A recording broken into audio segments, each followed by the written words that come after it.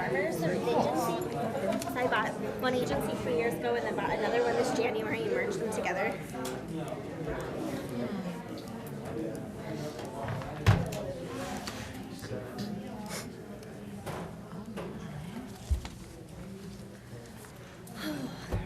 What about you? What have you been up to? What have you been up to? Okay, welcome. We'll get underway here in a moment. Okay, first of all, welcome to the second and final candidate forum for this 2019 election season. I'd like to thank the sponsors, the Canyon City Daily Record and the Canyon City Chamber of Commerce for hosting the event. I'd also like to thank the City of Canyon City for providing the venue and most importantly by providing the staff to help run the event. So thank you very much for that.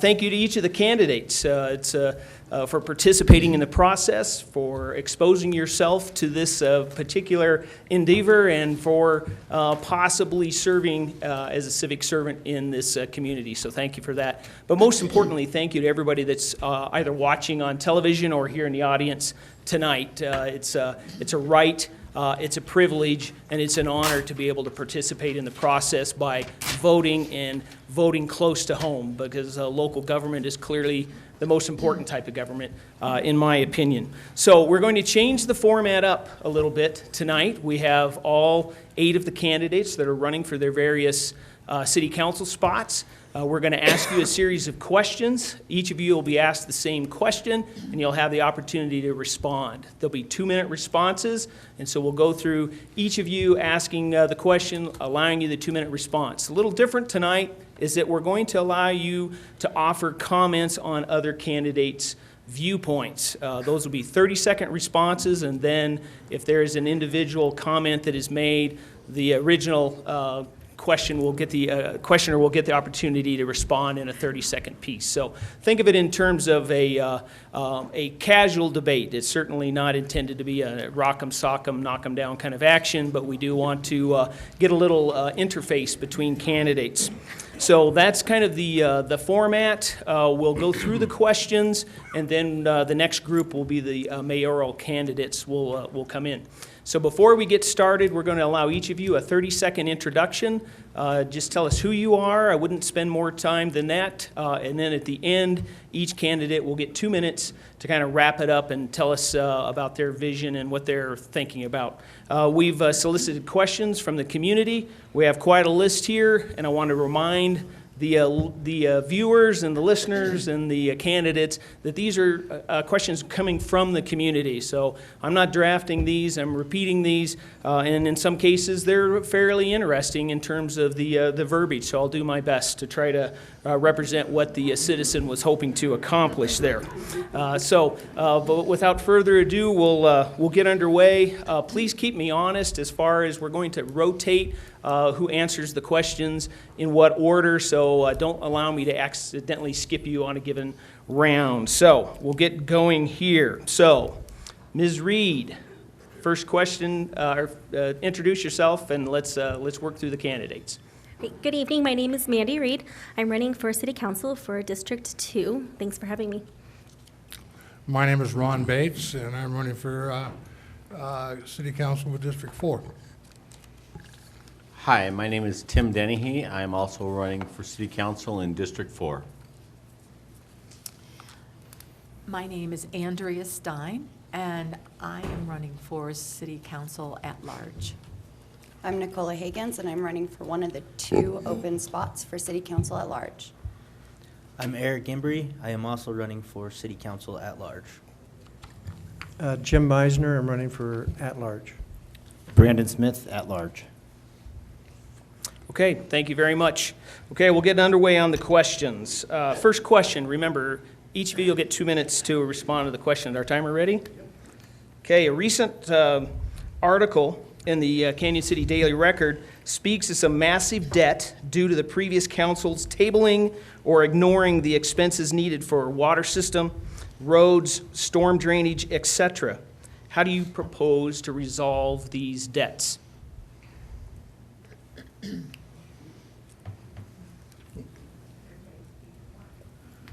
Ms. Reed. Do I get to start? Well, that's yours, yeah. Boy, if we all had an easy answer for that, right? I think it's important to remember that a lot of the issues that we have around stormwater and drainage and roads, it's impossible to say that any one particular administration at the city level is responsible for that. Based off of all of the reports that I've read and the information and feedback that I've been given back, it's really something that's been years of neglect, years of use, and not proper maintenance. And so I wish that I could say that the next city council is going to be able to solve all of these problems and to eliminate the debt, but I don't think that's possible. I do think that it is important that we're moving in the right direction and that we're very transparent about the issues and the funds that it's going to take at this point moving forward to be able to right some of these wrongs as well as make sure that we are preparing for future growth. So I want to make sure that we're not spending so much time and energy only focusing on what Canyon City is right now, but also making sure that as we are bringing in new areas, new developments, we're keeping that in mind as well. So as far as the debt situation goes, it's hard and it's going to be hard, but I do think that we need to continue to search for opportunities, whether it's in grants or different type of community funding, as well as taxes. I definitely don't think that taxes is the solution to all of our problems by any means. So that's something that's important too. But we do need to make sure that water and drainage are at the front of all of the conversations that we're having in this area. The entire city of Canyon City is impacted one way or the other. So I think, again, just being creative, making sure that we're having these conversations, making sure that we're publicizing some of these stormwater meetings a little bit bigger. I've been to a lot of them, and sometimes we have a few people and sometimes we have a lot. But when I'm having conversations with people out on the streets, it is a big concern. So many hands makes light work. So. Thank you, Mr. Bates. Well, I'm going to go the old saying, Rome, in our case, Rome wasn't built in a night. It's going to take us years to catch up to where we were before, or where we should have been. The roads, for example, how many years did we didn't get a tax increase passed, okay? That's 40 years of neglect out there. That's not yesterday's neglect. The last council is the council before that, okay? It takes money to repair things. As for the sewer treatment plant stuff, if I remember correctly, we put a whole bunch of money into that about 8 years ago. Rehabbed it, went off for, I think it was major COPs in the district out there and finally paid it back.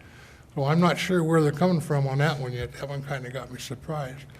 As for the water delivery system, we've all known that's been bad over the years. We've been patching it from one corner to the next when they blow up.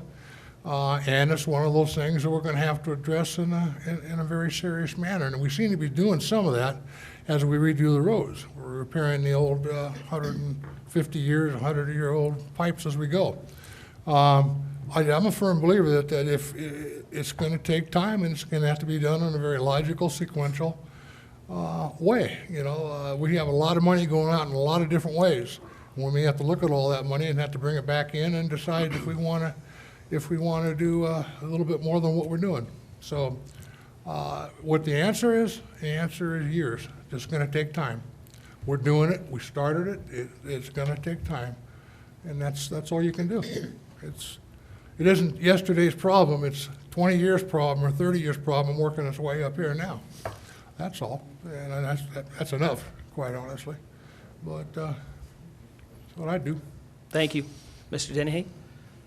Well, one, I think this last council, with the passing of the last certificate of participation, our COP that we did for $8.5 million, it definitely put a hit on the budget. However, that council, I believe, did the right move here. We do need to play catch up. We do need to get things back up to grade. A lot of people don't realize that, Canyon City's stormwater and that cannot be pushed down into each ditch company's drains. That's actually against the law.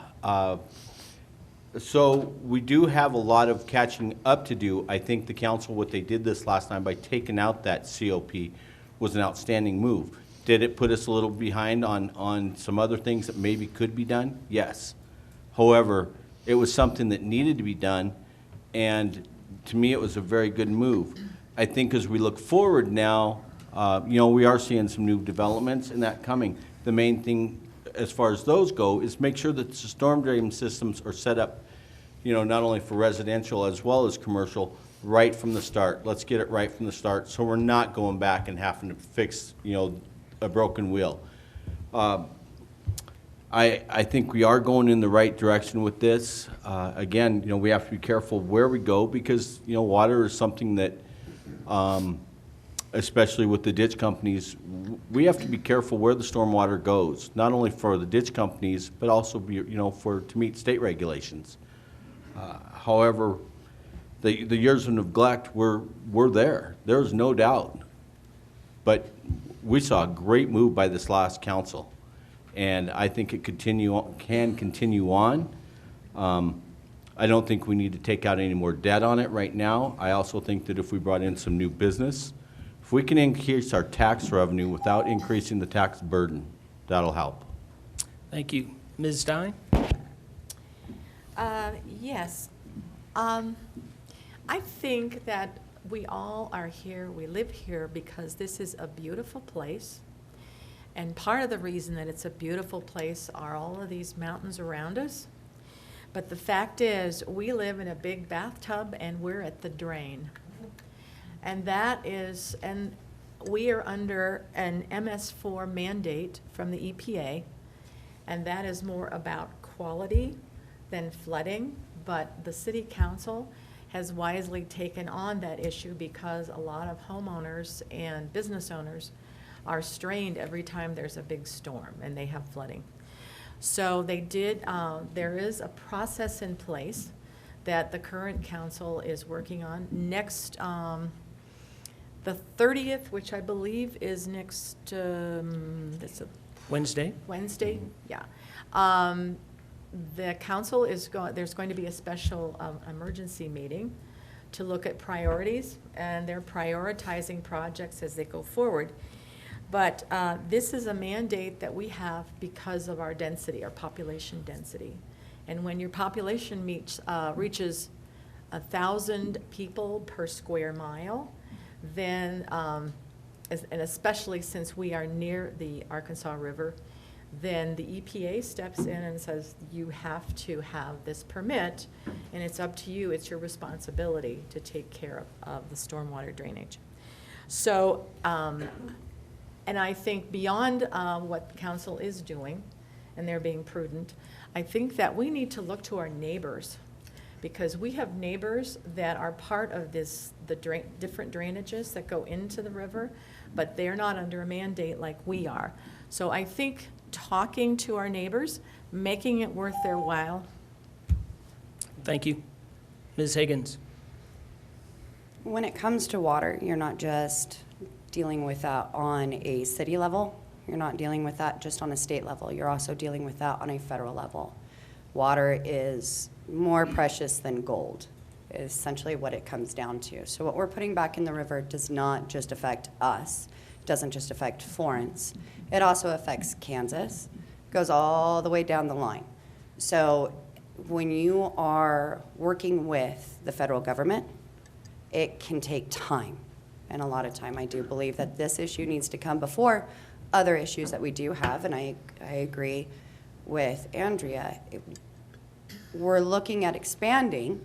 Our town is growing, and we're hitting that fine line to where if we passed everything and everything got done with stormwater and our population goes up, we're going to have to tear all of that up and redo all of that, which puts out more debt. We don't want any more debt. So when it comes to the federal government, as we all know, it's a hurry up and wait. So I think we need to take a look at our priorities, yes, but their priorities as well, and get that timeline and also post that timeline to let everybody know, hey, we're working on it, but this is where the federal government is going with it. Thank you very much, Mr. Embry. It's going to be hard for me to state what's not already been stated, but I think time is what's going to help pay down the debt. I mean, pipes break, roads go bad, things that should have been seen 20, 30 years ago. I think that we can start that now, where we start setting money aside. So 20 years from now, we set the city up for a positive future where we don't have to go into debt anymore. We can just say, hey, we have the money set aside for this, let's use it for what we intended it for. I don't think you can't borrow your way into prosperity. You're always gonna have that hanging over your head. I think that we as a council, whoever gets elected to council, has a big responsibility to set up the city for not just us, but for our children and their children to be successful for years to come. So I think that we should start looking at that now to where we don't have to borrow any more money down the road. So. Thank you. Mr. Meisner. Well, the only debt that I'm aware of is the certificates of participation that we did. But I think what they're referring to is the tremendous dollar amount of projects that are out there for stormwater improvement and for overall water distribution improvements. And those are huge numbers. The bottom line is you got expenses that are in the ranges of dollars, and you're trying to pay for it with pennies. And there's no real solution other than just trying to whittle away at it. And the problem is the people that are going to pay for that are sitting in this room. There's just no other way. People talk about grants. We have not been able to find any grants that support stormwater or water distribution. So the bottom line is we have to pay for it. How do we do that? We have to just slowly, incrementally increase those water rates and those stormwater rates. I don't like it, and I assume that most of you don't like it, but there's no other source of revenue to get those projects accomplished. And yes, ideally, if those rates had been adjusted over the last 10 years, we wouldn't be in the situation that we're in today. But the reality of the situation is this is where we're at. We have stormwater expenses, we have water distribution expenses that we've got to take care of, and we've got to find a way of just whittling away at them. So small increases is the only way that we can do anything. Thank you. Mr. Smith. Well, when we're talking about debt, to me, we're talking about budget. And I think that if we really dive into the budget and we see what we can do with only taking on projects that we can pay for, maybe we can find a way to use some of that budget or set up a budget that would be more intelligent than constantly going in taxes. Fair enough. Thank you very much. Any other comments that anyone would like to share? I do. Ms. Higgins. All right. As far as water rate increases, we've been seeing water rate increases, as we all know. It's been happening since I even worked for the city in 2007 and in 2008 as well. A lot of that came from Shadow Hills had a water rate of 82 cents per 1,000 gallons. That does not even cover the cost to treat the water and get the water to there. In 2007, 4 Mile was approved for the exact same water rate as Shadow Hills. And as we all know, Shadow Hills was on the south side. It's closer to the water treatment plant.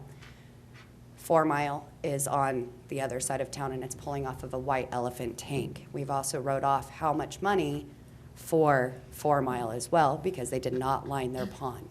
So I do want to point out that water rates have been going up, stormwater has been going up, but we also just wrote off another, $250,000 for 4 Mile Ranch. So we've subsidized that. Thank you. Mr. Meisner, I believe that may have been directed at you. Would you like to respond to that? Just check your facts. Yeah, we just all need to check our facts. Fair enough. Just a reminder, everybody lean into your microphone when you're speaking. Mr. Bates. A little bit of history here. I've been on this council for, 8 years, starting back in 2008, somewhere in there, yeah. We held the rates back purposely. If you remember correctly, we had a bubble pop, and we had people that couldn't afford to live, let alone afford to. The city did what we thought was right, keeping rates down low there so the people could afford to live. So we knew what we were doing, and we knew eventually we'd have to pay for it, but what do? You got people out there that can't afford the utilities. They come to us and say, we can't afford these increases. We live on Social Security. So we listened, and we held the rates down for about 3 years, maybe even 4. But we had to go up sooner or later, but we held them back. And as for 4 Mile, I have no idea what was agreed on that, but I know there was an agreement made with the city and 4 Mile. So, and right, wrong, or indifferent, it was made. So, sometimes you got to help a business out to get going, and I don't know. So, but I will say that about the history of that. That's why the rates were going up, because they had to catch up. All right, thank you. Just to be clear, I'm being generous with the time allowed for the comments, so do your best, and we'll just keep this thing moving right along. Are we ready for the next question? Mr. Dennehy. I just have one comment to add to that. It's kind of one of the answers here was that this has been going on for a long time, and it's been overlooked by councils. And this last council, just this last one, is the one that really has taken this and addressed this issue. So we need to make sure that, the past councils, even though maybe rates didn't go up, they put us behind the 8 ball. And so now we got to play catch up. But I do believe that we can do it. So. All right, well, thank you. All right, we'll be moving on. Next question, I believe, is Mr. Bates' turn. Thank you. All right, many people live in the county, but they use the roads and the other services provided by the city and paid for by the citizens of Canyon City. Would you support the concept of raising income for the city by taxing or otherwise creating fees for users of city services that are outside the city limits? And would you consider expanding the city limits in order to accomplish that goal? In other words, charging people taxes that don't live in the Well, that's in the one city. reason why we have a sales tax, so everybody pays their fair share, supposedly. I think if people are gonna use our services, they ought to pay for our services, okay? And I think it ought to be a special rate for them, and I think our citizens ought to get a special rate for them, okay? I don't know if there's a right or wrong answer to this, okay? I don't live in the county, obviously, so I don't have the county's feelings on stuff. Do I think that the county has been a little tight on the money? Yeah, I do, but that's a separate issue altogether. I don't want to raise taxes on our citizens here. Fremont County's not, I don't care about them, but our citizens, Canyon City, I don't want to raise another cent on them ever for as long as I'm around. We've already done all the damage we can do there. And I've talked to too many people that come up and talk to me about that, especially people on Social Security that are having a tough time keeping up with things. Not just sales tax, but water rates going up, utilities going up, electricity going, I mean, nothing's going down, everything's going up. And when people are living on $700-800 a month and, on fixed income, it's real tough. And so I don't want to ever do another sales tax. Period. I don't care how bad off we are with everything else. I don't want to do it. I don't think we can stand it. Okay. That's it. Thank you. Mr. Denny? Other parts of the county, especially unincorporated of the Canyon City, do use our, but they do pay sales tax, as Ron stated. Do I think that we need to annex them into our city?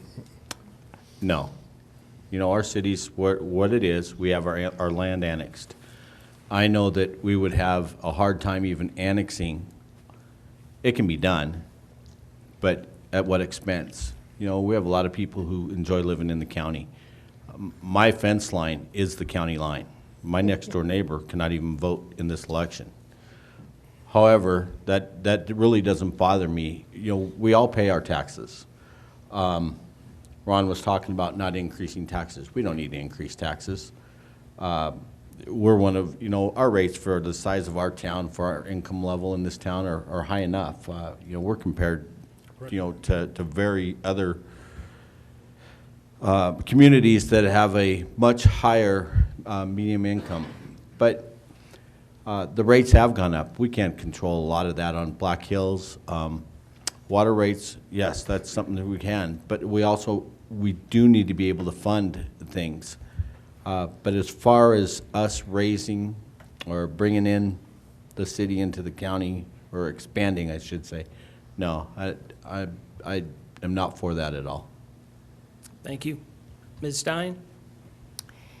I'm a pretty simple person when it comes to approaching questions like this. And I think our founding fathers settled that many years ago. There's no taxation without representation. And when you annex, ideally, if you're going to annex an area, then you're going to have to provide services to that area. And I think it might just be a wash, or we might come out on the short end of that. Also, I think my grandmother, who raised me, always said you can catch more bees with honey than vinegar. And I think in the years to come, we need to reach out to our neighbors and work together. And, you know, there are lots of ways that we can come together, and I think we need to focus on that rather than being punitive. And we do have our sales tax. 3 years ago, we moved here from Breckenridge, and your sales tax is about what it was there. But then again, there's a lot of tourism there, and you have a fair amount here, and that's only fair for tourists that come here too, to share in the expenses. So I would say no, I would not want to annex the county or try to be punitive to them with some sort of extra tax just for coming into our town. That's kind of crazy. Okay. Ms. Higgins?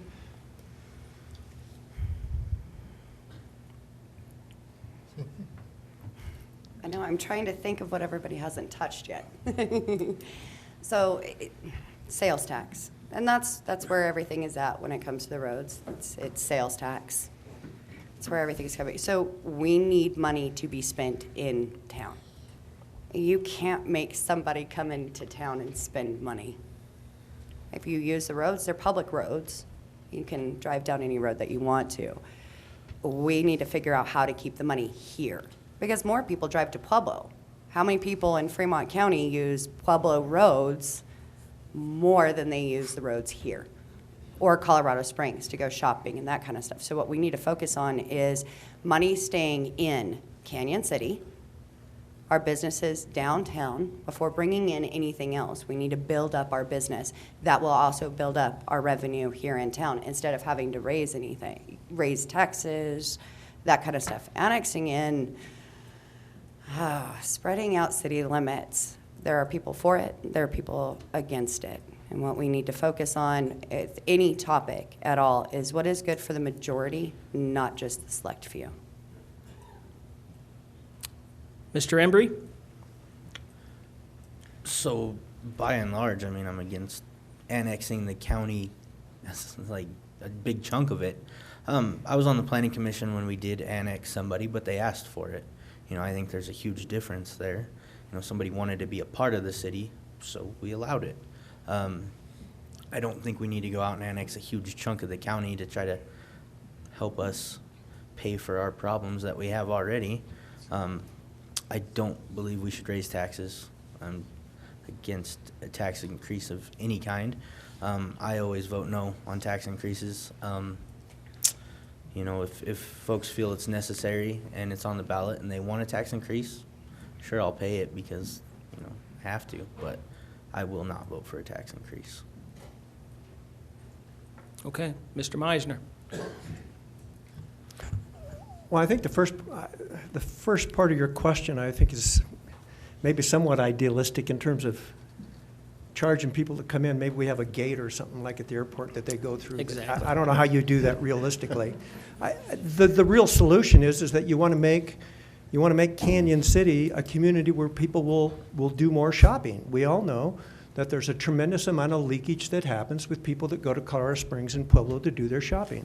And we've got to try to slowly find a way of preventing that. And we do that with enhancing the downtown and just enhancing in general I'm going to call it merchants in Canyon City so that people will shop more in Canyon City, which consequently will then increase sales tax revenues, which then gives you the opportunity to make some of those improvements. But I just don't see a way of taxing people that utilize our services. And I think annexation needs to be something that's on the voluntary end. If somebody or an organization or development wants to annex to the city, then I think you take that through the process and consider it. But to generically say that we need to annex more land into Canyon City, I'm not so sure that that makes sense. I think you wind up in a wash situation where whatever you take on increases some things in other areas that it just doesn't make good sense. Mr. Smith? Well, I think what the basis of this question is about is county paying their fair share as well.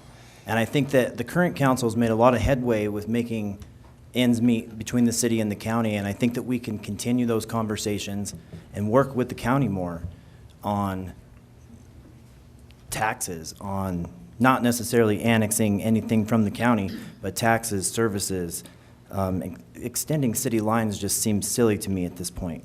But if we can maintain those connections the headway that we're making with county so that we can work together as a cohesive unit, then I think that's going to solve a lot of the problems that city residents are having with paying more than what county residents are paying.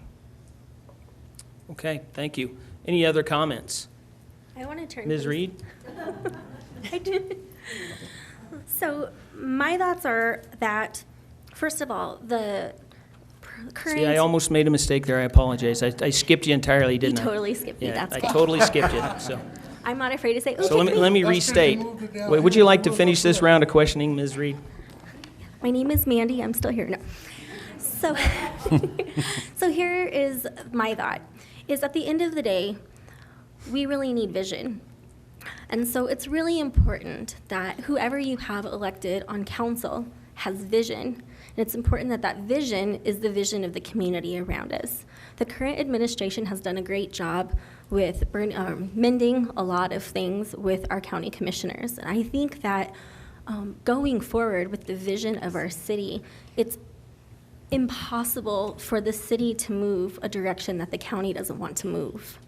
That being said, I don't think that anything should be completely off the table. If the vision and the desire of Canyon City is to grow, there's only so many square miles that we have currently in the city. And so I think to take annexing off the table is foolish. That being said, it's not something I think we should just jump in and draw a big circle and say, okay, this is the radius that we're going to say is automatically Canyon City.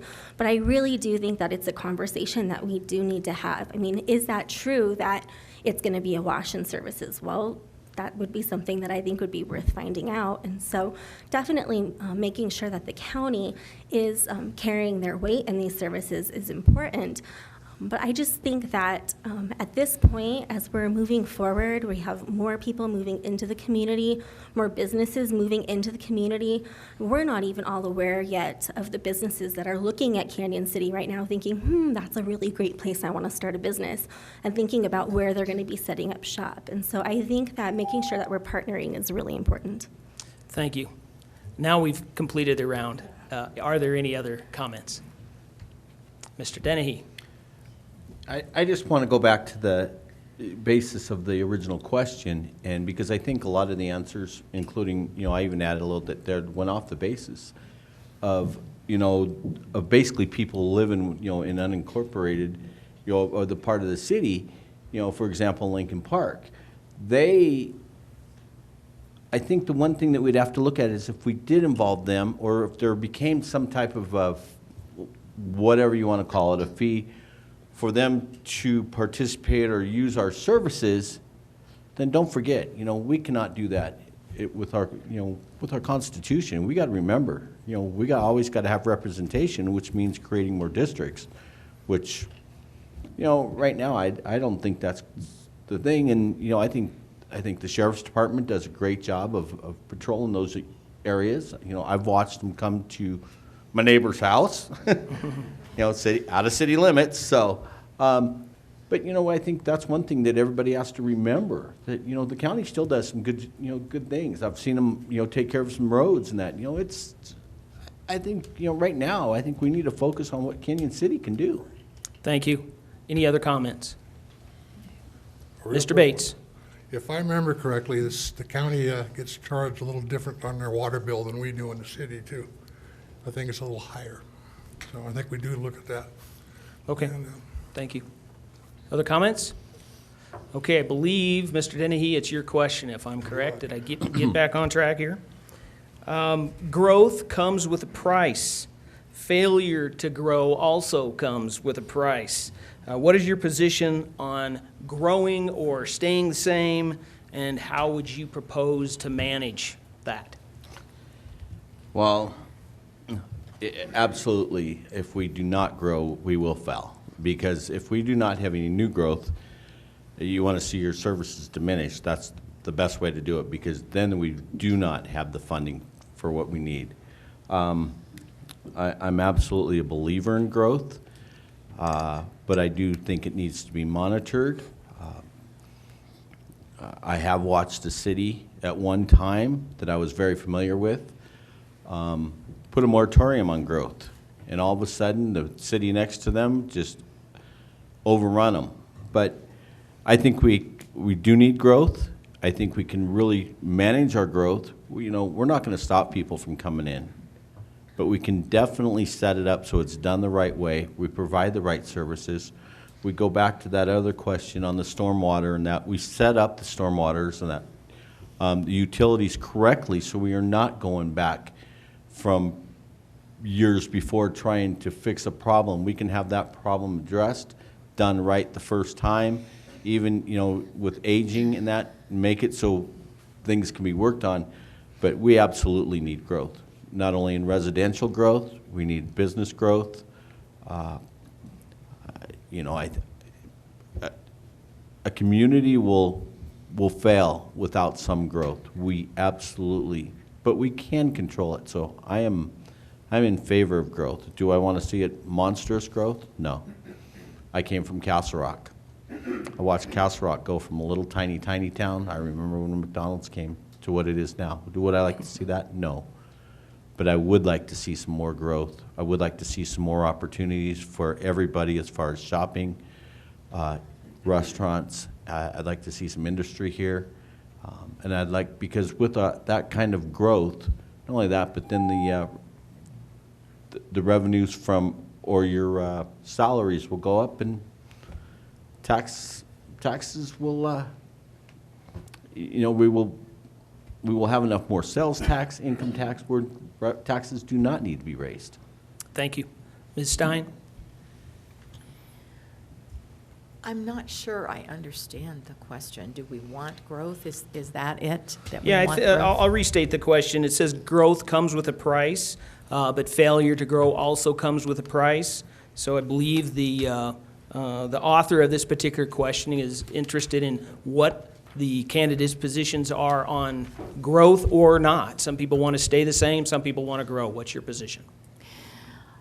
I believe that measured growth and monitored growth is good for any city, but I think you have to look at the process of growth as an ongoing marketplace. You're marketing yourself. You're putting yourself out there. I would challenge everybody in this room tonight to spend about a half an hour, go west of town and drive into this town, go east of town and drive into the town, and think about, if I had never been here in my life, would I want to stop? Would I want to stay? Would I want to shop here? Would I even know what's available? And if I were from out of state looking for a place to settle or build a business, would I want to do that? And just look like you've never looked before, because you've lived here. You're used to what you see. And I think that is going to be the answer to that question. We really have to, if you want to grow, it's not easy. You've got to put yourself out there, and you've got to market yourself, package yourself. And I think we can do it, but we have a long way to go. Thank you. Is that a yes, just out of curiosity? Do you want to grow? Yes, it needs to be, but it needs to be monitored, and it needs to be something, it can't be just growth that people come and, you have all kinds of businesses and sprawl. It needs to be something but that depends on how you package yourself and your community. Okay, thank you. Ms. Higgins? I believe in healthy growth. We can't just, I look at it as a ladder system. Even when you're dealing with business, you have your ladder, you have your steps. If you're going to jump from the bottom all the way to the top, you don't have a step to fall back on. You're just gonna fall, crash, and burn. So as you are growing, if it's a business, if it's population, you want it to be healthy. You want to build those steps going up. That way, if you stumble, you're not falling all the way down. You're just falling back to that step, and you can pick yourself up and go from there. So healthy growth, yes, not fast. Not fast at all. It goes back to stormwater. If we do way too much growth, way too fast, we're going to bump up into something different, and it's going to also delay that as well. So like I said, healthy growth, yes, I agree with. Thank you. Mr. Embry? Yes, I am for growth. I believe that this city, it starts with business. Bring more business in. People want to move here. People want to work here. People want to shop here and live here. The city has a really bad reputation of being unfriendly to business. So I think we need to start streamlining those processes. I've been part of the Planning and Zoning Commission, and I've been part of the Board of Zoning Adjustment. And I got to say, a lot of it is just redundant nonsense that could be handled in one step with the city council. I think that you can get rid of a lot of these processes and make it way more friendly and start streamlining things so businesses can prop themselves up, and you don't have to wait for 3 council meetings and a planning commission meeting and all this to even get started. Just go for it, Start your business. If it fails on its own merits. We want growth, but we want to stunt that growth by not being business friendly. So it starts with business. Allow businesses in, allow them to thrive, allow them to get going, and then the rest will start to happen. People want to move here to work here. People want to come here to shop here. And then all of a sudden, your sales tax problem is resolved. People are spending money here. We're starting to get more revenue. That's where I stand on it. Thank you. Mr. Meisner? I'm pro-growth. I would like to see our community grow. The challenge is that how do you get that growth, which typically gets, I think gets generated through business and industry. How do you get that growth so that you maintain the qualities of the community that you like? And that's the real challenge, and that's with just continuing to work and control that growth, that each time that you look at an industry or you look at a business, you're trying to evaluate how does it fit in with our community and what's the potential change it's going to make with the community. And it's not going to happen overnight. It's a slow process in terms of generating some additional industry and business. That winds up generating additional residents. That winds up generating ideally additional sales tax, and the cycle just keeps going on. But my general position is a controlled growth that maintains the values of this community. Thank you. Mr. Smith? Well, I've heard it being said that the only constant is change. And we're growing already. We're already building 2 brand new schools in this town, and they have projected growth. Jobs are changing. Jobs are not the same in 2019 as they were in 2009. People are not having to live in the big cities anymore. They can work from remotes. They can work from smaller places. We're already growing. It's managing that growth. It's finding a way that the city can benefit from that growth as well. But we're already growing. It's here. I see it with the Planning Commission. Things are coming across the desk. People are putting businesses here.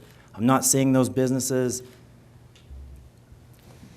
have the most streamlined process, but TechStart's an example with the St. Scholastica project. That's a big thing that's growing here. Thank you. Thank you. Ms. Reed? I just agree with everything that Brandon just said. So I get so, right?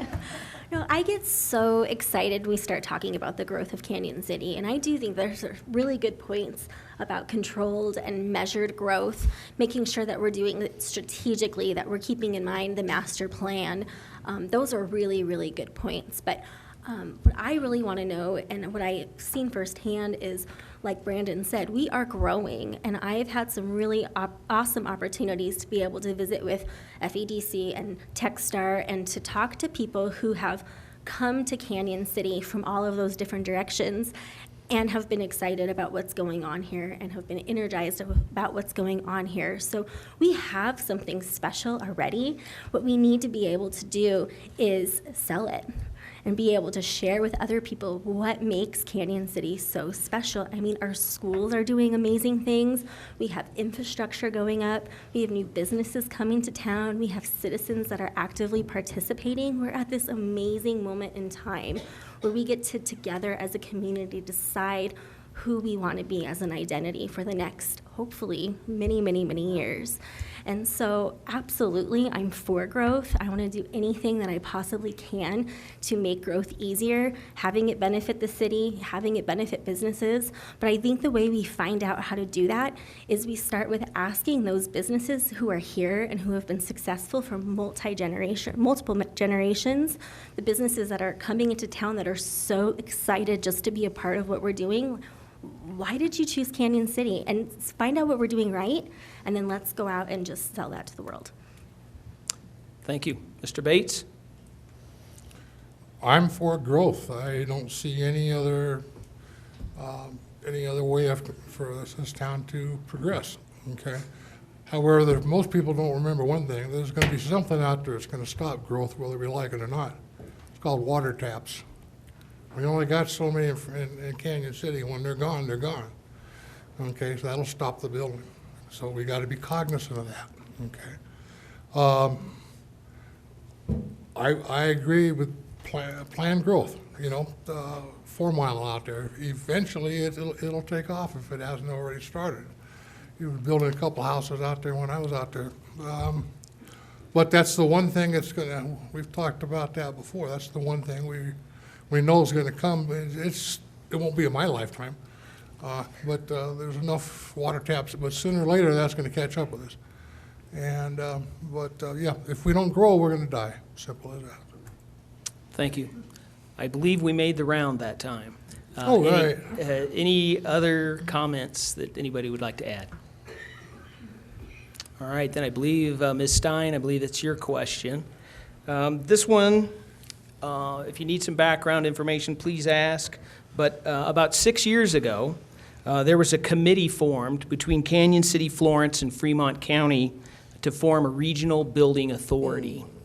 And it was determined by this committee and this organization that there was a significant budget shortfall. In other words, they couldn't figure out a way to make money doing that particular regional building authority. And then at the time, Florence said that if they weren't able to find a way to fund it, then Florence didn't want to participate. So my question for you is, if you support a regional building authority, and if you do, would you propose funding mechanisms to bridge that gap that was discovered a few years ago? Well, I have been here in this community for just about 3 years now, and a regional building authority, I couldn't really comment on it. What would it encompass, a building authority?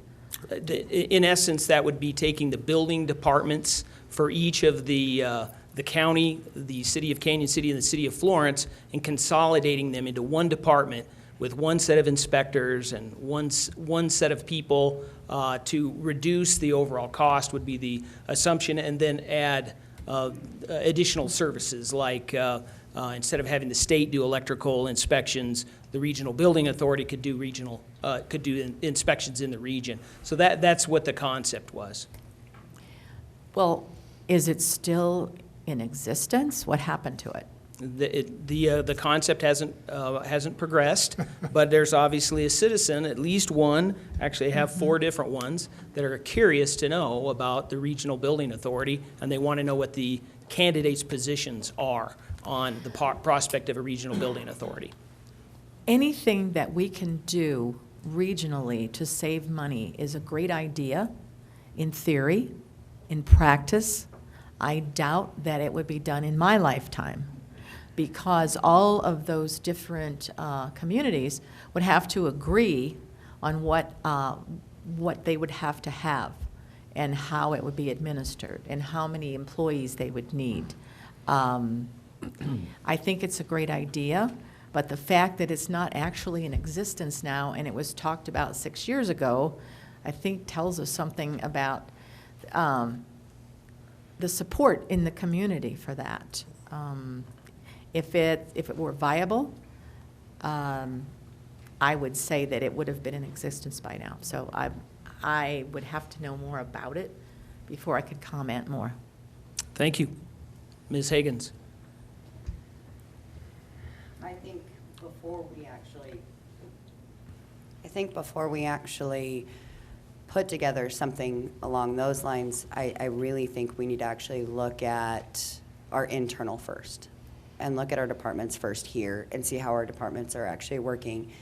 Well, it's been long since known that, and I know it is getting better, but the communication between the city, the county, and other cities hasn't been that great. So I think we need to sit down and work on communication before we do that. We have police departments, our law enforcement, that has a hard time communicating between those parts. So before we do something along those lines, I think we need to work on the other. I also don't think we are big enough yet of a county to put something together like that. I think we need to look at state laws and those different things before something like that can happen. And I don't know too terribly much about it. I remember hearing about it and people discussing it, but I don't know the exact details on all of that. So I'm just kind of doing a general answer to that. Thank you. Mr. Embry? Yes, I am for a regional building department. I think you'd have to be creative with it and find ways to make it work for everybody, but I'll even be bold and say I'd let the county run it, see what they needed from us as a city and help them out. I think that it'd be a great idea. My family's been building in this community for over 50 years. My grandfather Jack moved here and started building. That's what he did forever. And, I think it's a wonderful, great idea to streamline the permitting process, to get everybody under one roof to where, you can see our city map right there. Somebody across the street has to use a different inspector and building department than somebody else right across the street from them. You have a different set of codes, different set of regulations. For a builder, that could be taxing a little bit, knowing what side of the street you're on and what codes you have to follow. So I think if we could get all the stuff under one roof and all the regulations and everything on the same page, yes, I am all for it. Thank you. Mr. Meisner? Well, I don't think it's any secret where I'm at. I would hope that if I were elected, that by the end of my 4-year term, we would have a regional building authority. I think it's the only thing that makes sense to get that whole process, not necessarily simplified, but unified from a standpoint that if you're in the county building, it's going to be consistent no matter where you're at. The problem is, I don't think that it's as much the money issue as it is each of those individual entities surrendering their territory. That whole business is a very territorial business.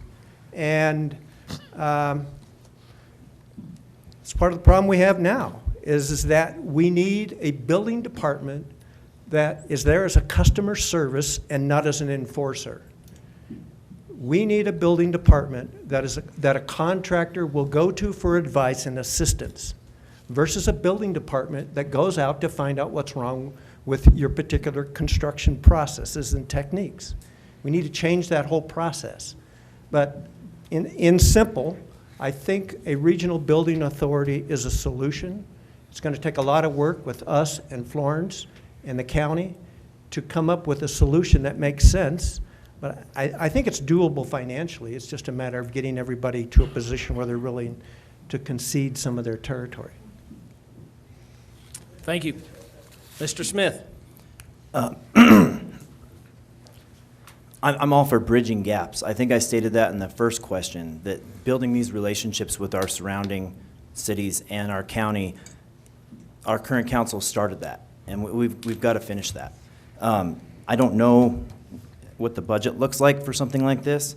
I do think that there's other things on the budget that are just as important, but I do agree that it's something that can streamline the process. Thank you. Ms. Reed?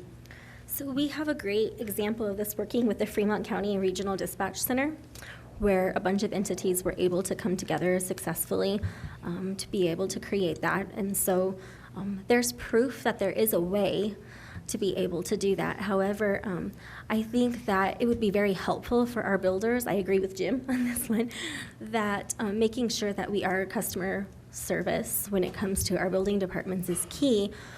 I don't know how we get that many people together on the same page to be able to create the same type of codes, the same type of ordinances, to be able to get all of the builders. I know my dad was a builder my entire life, and so it is definitely, as a builder, you pick the towns that it's easier to build in.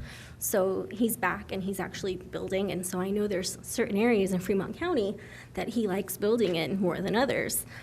And unfortunately, Canyon City is not one of them right now. And so I think that's something that we really seriously need to consider, whether the solution is a regional authority, which sounds great, maybe that's something that we can work towards. But if that's not the solution, then Canyon City still needs to find the solution, and that needs to be extremely, extremely important on our list. As for funding it, we all are already paying our own building departments, so that seems like there should be a way that we can look at an existing budget and maybe come to some sort of terms on that. How do you make it fair to everyone? I don't know, because there's obviously more building going on in some towns than others. So again, a big project, but very, very important that we fix it for Canyon City at least. Thank you. Mr. Bates? This would have been done 6 years ago if we'd haven't got into the turf battles. It got to be, we were willing to give it up, and then they didn't want some of our employees. They got into that kind of thing, and it just fell apart. Simple as that. It's the logical thing to do, okay?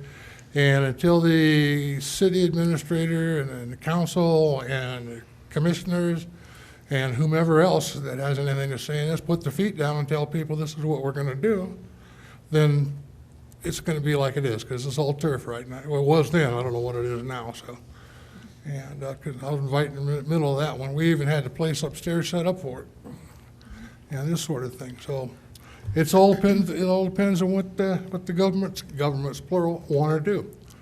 Simple as if they want it bad enough, they'll do it. And that's basically it. Thank you.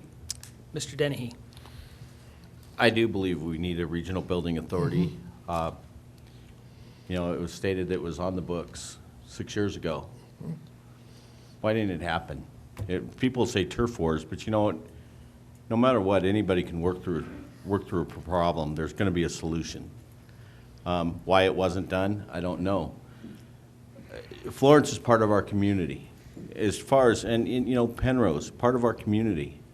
We're all little suburbs here if you really want to take it down to what it is. But we are one big community, and I think it would save money.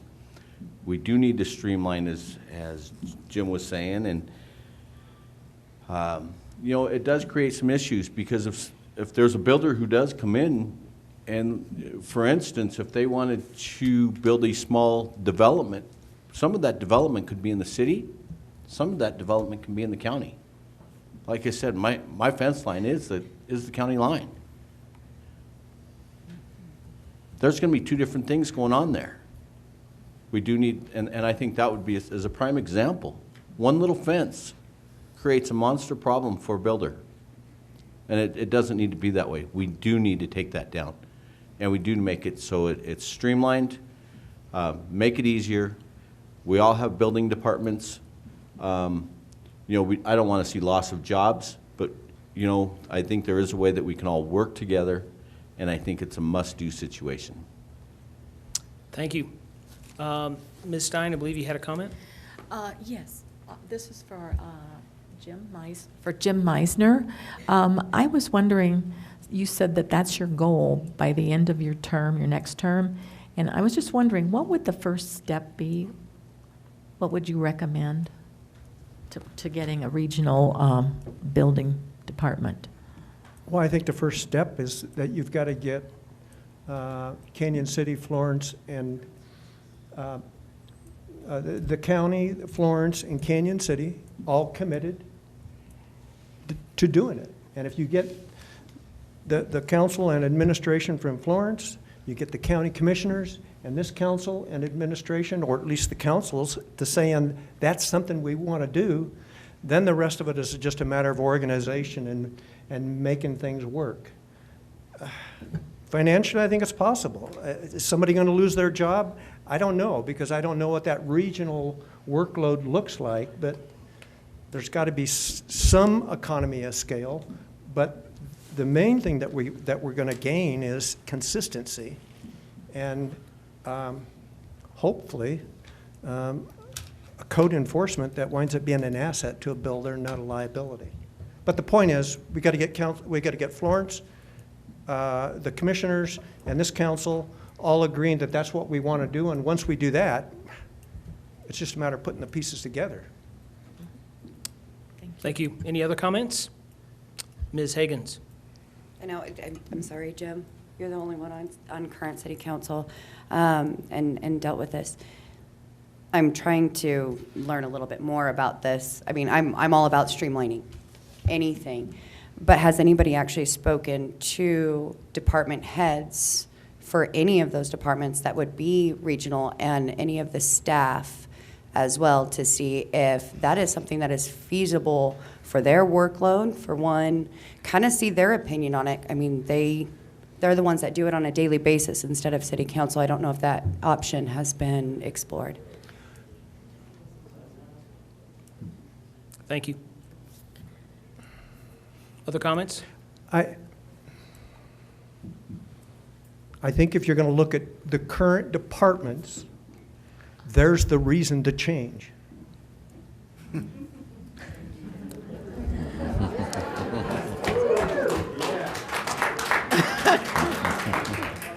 Ms. Reed, one more comment? That was a tough one to follow, Jim. In a good way. On that, I also want to say that, and I appreciate the employment side, and so I carefully wording this to make sure that that's understood correctly and that my intentions are known. But at the end of the day, it's really all of you guys and all of us that have to handle the processes that are put in place. And so if the process is broken, and if the people that are part of the processes are not effectively doing what needs to be done, then it needs an overhaul. It needs a change. And so I think that though I value the opinion of the people who are handling this day in and day out, I value the opinions of the citizens of Canyon City more. And I know in my profession, if I'm not doing what I'm supposed to be doing for my customers, I don't have a job. Thank you. Any other comments? I Mr. just have Dennehy? the one comment that I would like to say that I don't think anybody's even touched on this is, by bringing them together, we're bringing minds together. We're bringing different ideas. And that's the one thing that I think that we all need to look at. Canyon City might be doing some things right. Florence might be doing some things right. The county might be doing some things right, or vice versa, they may be doing things wrong. But collectively, I think they could all do it right. Thank you. All right, I believe we're to Ms. Higgins for the next question. Am I right? Everybody keeping track? Okay, wonderful. All right, this one is an interesting wording, so we're gonna work through this one. But many longtime residents of Canyon City feel the city has no focus on a particular vision for its identity and evolution. What is your vision for Canyon City and its identity, and what key actions would you take to assure that that happened? Vision. There's a lot of different visions. There are a lot of different visions going on because you have a lot of different minds that are out there and a lot of people's different idea of what it should be. I go back to the thought of it's the people that decide. It's not up for one person to decide. It's not up to a panel that sits up here to decide exactly what it is. I think a lot of things need to be left to the citizens, and I think their voices actually need to be heard. That was why I asked the last question, is because I want to know everybody's idea around something before you make that decision. I want other input from different people, different entities. You can get ideas from different cities, yes, and you can build or not listen, one of the two when it comes to that. But listening to our citizens, listening to the people that this is what they do for a living. Nobody can know everything. So getting the information from people, what I want to see, the vision that I want for Canyon City is your guys' vision to come out for Canyon City, not my own personal. I want a community involvement. I want city council to be approachable. I don't want it to be intimidating. I want city council to be out there speaking to people and actually listening. I've seen a lot where they've had meetings with people and the people that actually know what they're doing with regulations and that kind of stuff, and they weren't listened to. So I would love to see people actually listen. Thank you. Thank you. Mr. Embry? My vision for Canyon City is a business-friendly, open-door, transparent city government. I think that, well, like I stated before, the friendlier we are to business, the more business comes in, the more money gets spent. You know, it's a revolving door there. I think the more transparent we are with everybody, the better. I think it's just, like I said, the city has a really bad reputation being unfriendly to business, and I think that's where we need to start. Being more friendly to business, letting people succeed or fail on their own.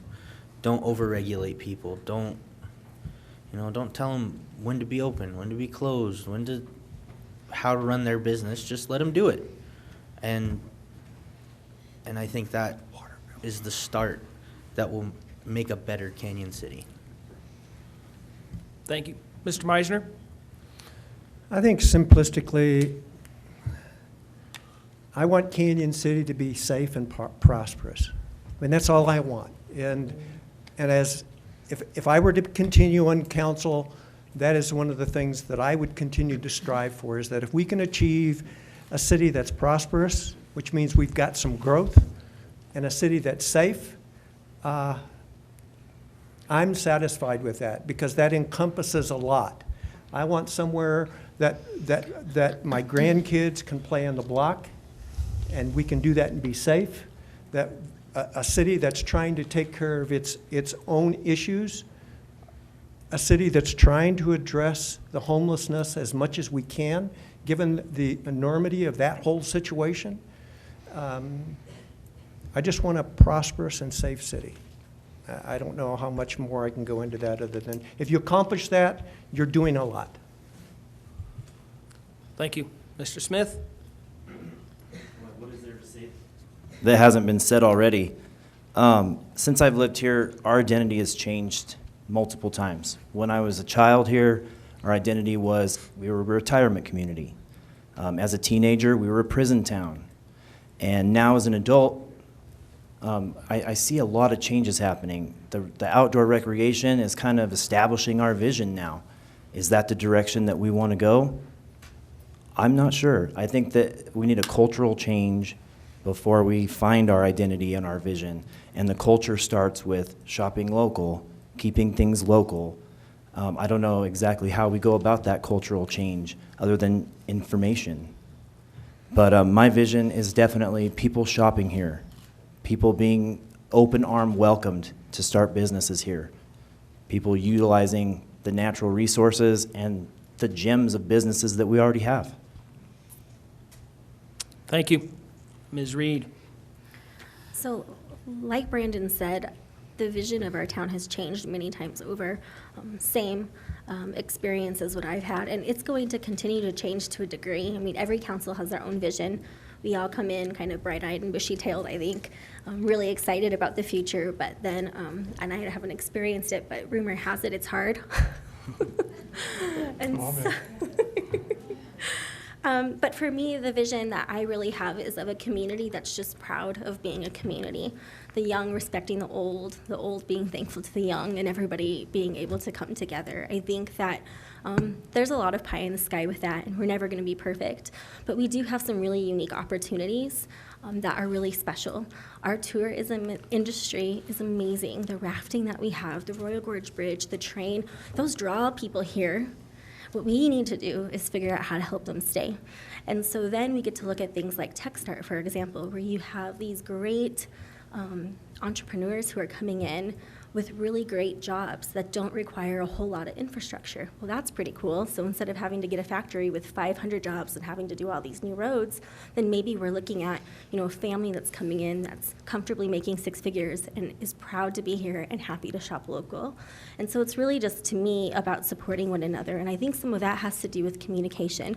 I don't think that we've been effective as a city. We've got all these little segments, different little community organizations that are doing their own thing and really excited about it, but I'm not seeing a lot of collaboration between those. We all get really excited. Maybe this one does business and this one does school and this one is an HOA, and I really think that we need to be having the leaders of the community sitting down together more regularly and then communicating that to the citizens of Canyon City. So I really think the vision for me is just overall collaboration. Thank you. Mr. Bates? Well, I said this once before, and I think it still holds true. Canyon City's got to decide what it wants to be when it grows up. We're going to be a retirement community, we're going to be a tourist community, or we're going to be a prison community. And we've got to decide what we are. Are we able to be a little bit of all three? I'm not sure if we can do that. I don't know if we have the manpower and the money and everything else to be all three of them.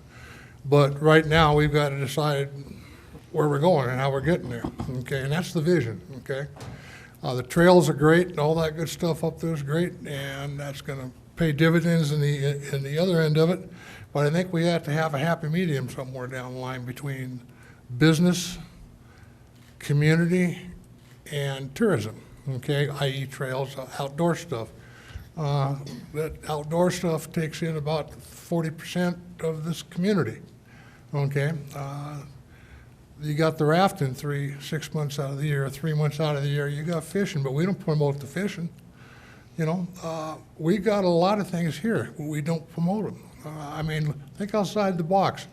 I've said before, if we wanted to really bring people downtown, get a couple trolleys and just have them sitting over there by the railroad train during the summer and give them free rides up to Main Street. Drop them off at 2nd Street and let them walk up to 7th and pick them up and take them back. Things like that. It'd be something different to do. We don't think outside the box well, and I think that's going to be important for our future if we want to grow. And but it doesn't have to be big things; it can be little things. And like I say about the trolley, but I think that's what we got to decide what we're going to do and what we're going to be. And I strongly believe that, and then we've got to set a course for that. Well, thank you. Mr. Dennehy? Well, I moved down to Canyon City in 2005, and at the time, the reputation had two things: a prison town and a retirement community. I've seen that change some. We're watching a TV show right now that's calling us the Valley of the Damned. We're not the Valley of the Damned, we're the Valley of the Blessed. Being a retirement community is not a bad thing. Wow, what a wealth of knowledge that we can tap into, experiences. I've spent a lot of time over at Hildebrand, and that's, well, I'm not sorry. it's, I enjoy it. We have an unbelievable amount of knowledge there. We are an outdoor community, and that is growing. What Fremont Adventure Recreation FAR has done for us has been outstanding. Our trails, I've been up in Denver. I've been to bike shops, and people have said, you live in Canyon City, we come down there. Well, you know what? When they come down here, they are bringing revenues to our city. The rafting, the Arkansas River is the #1 rafted river in the United States. It is great fishing. You know, Royal Gorge Anglers, I think, does an outstanding job of getting people into Fremont County. And the city does get fished. But I think that we can be a collaboration of all, because that is who we are. We can't say we're not going to be a retirement community, because we are a retirement community. We are an outdoor community. And I think that's what makes us so unique. We have so much potential. TechStart is bringing some great jobs here, like Mandy has stated. These jobs are coming in. These people are bringing 6 figures in, coming into our community. It's not really putting any burden on our community. So the tech sector is really growing here. So we are no longer just the prison and retirement community. We're an outdoor recreation. We are the gateway city to the Rockies for southern Colorado, for the people from Kansas, Missouri, Oklahoma. We're a gateway city. Thank you, Ms. Dennehy. Ms. Stein?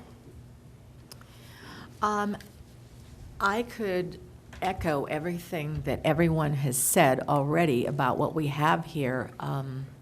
The city of Eagle, Colorado promotes their bike trails to the heavens. And I am a crazy old lady who still mountain bikes, and I can tell you that your trails are head and shoulders above theirs.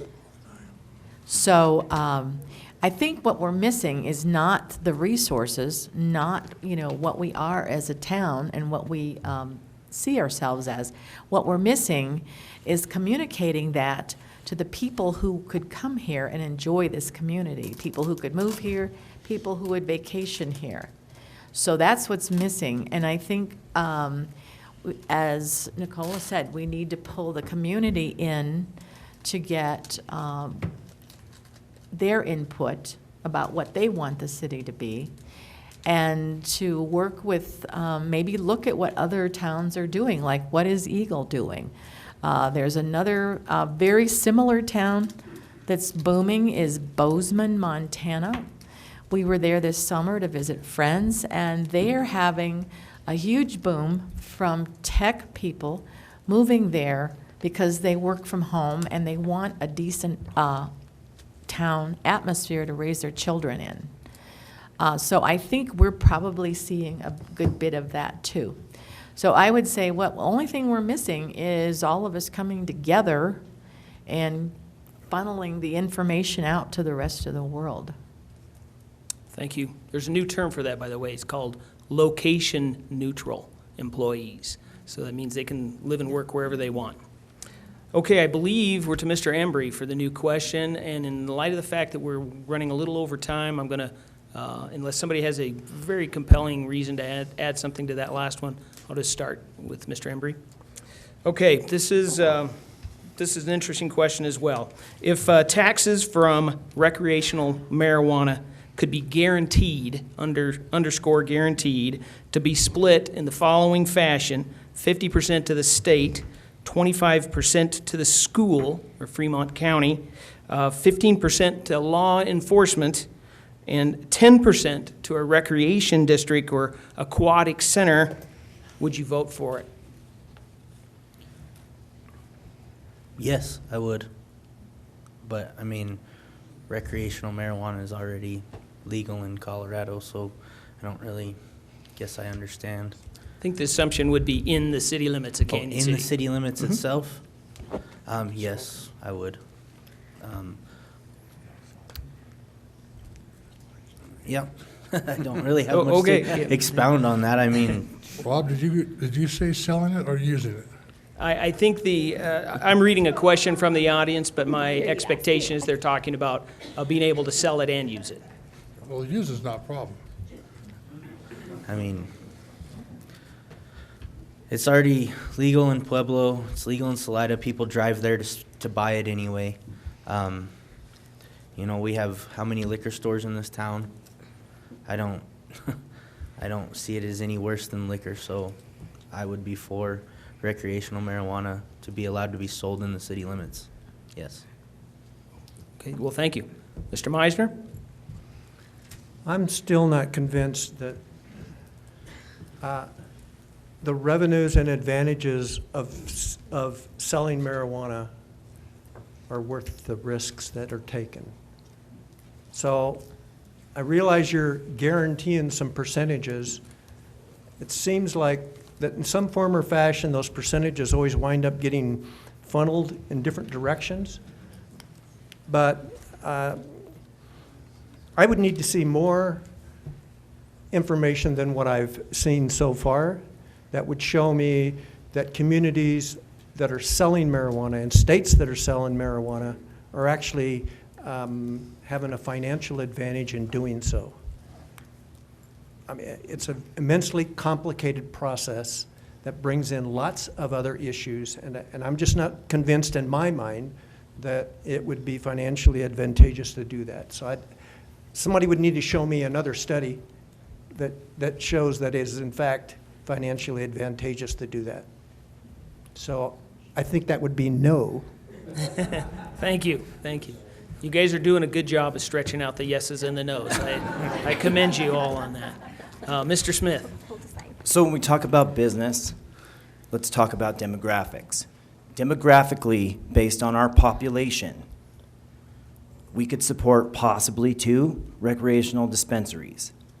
Would those statistics given be any different tax revenue than 2 of any other business?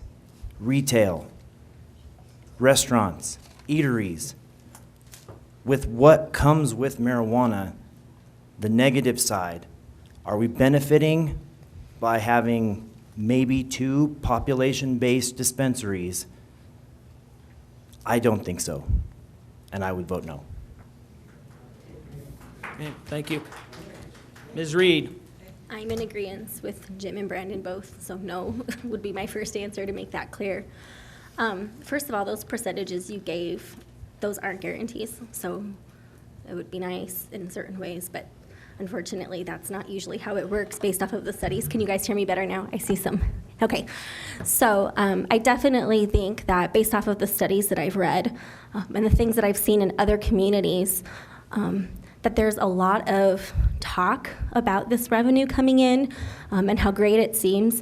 But when you start talking about the stress that it's putting on the police department, when you start looking at the infrastructure that's taking place, and then again, when we're talking about the vision of a community that we're trying to create, does that tie into the vision of the community that we're trying to create? Does that tie into these great schools and things that are going on with our school district? How do we feel about having our 18-year-old seniors in high school having access to this across the street? So we need to be making sure, again, that we're looking at all sides of the argument, but at the end of the day, that is something that I will never vote yes for.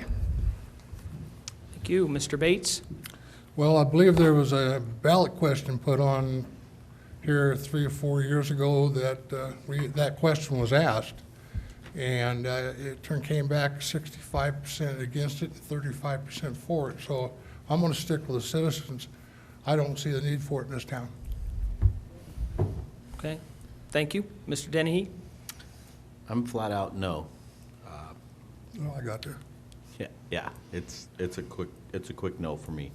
The host of problems that it brings, you know, the burden it puts on our law enforcement.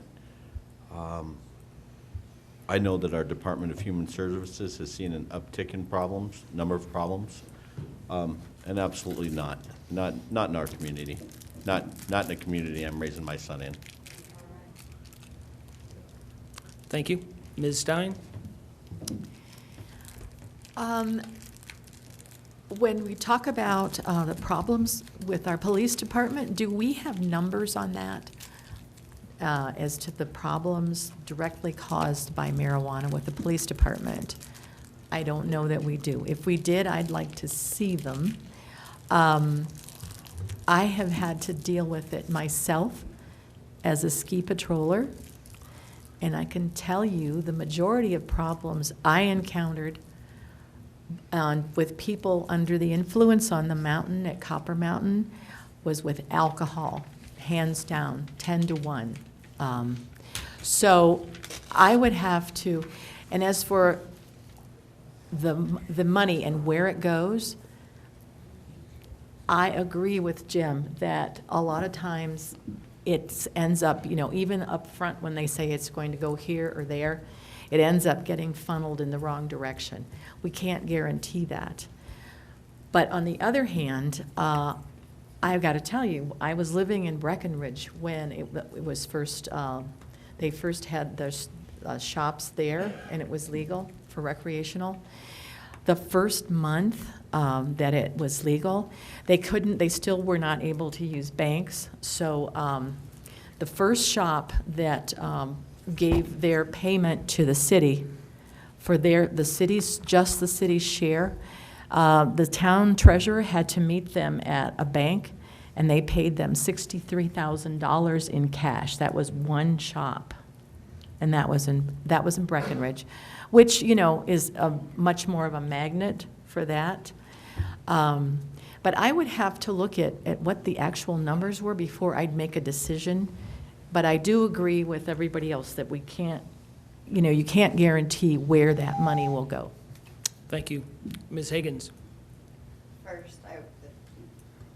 First of all, the taxpayers said no. It was on a ballot. The majority said no. So no. And personally, no. And I don't agree with the percentages whatsoever, especially that low of it going to law enforcement that will have to be making up. They'll be working a lot more extra. Also, my personal beliefs on this is you took away selling pot to people. Now, since that has become legal, what have we seen?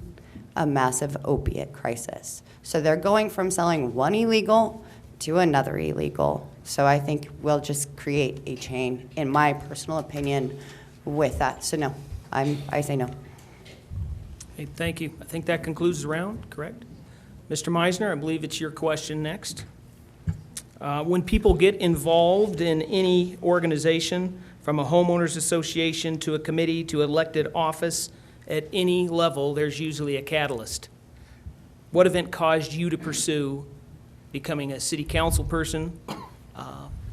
And for the candidates that haven't pursued that, why are they running?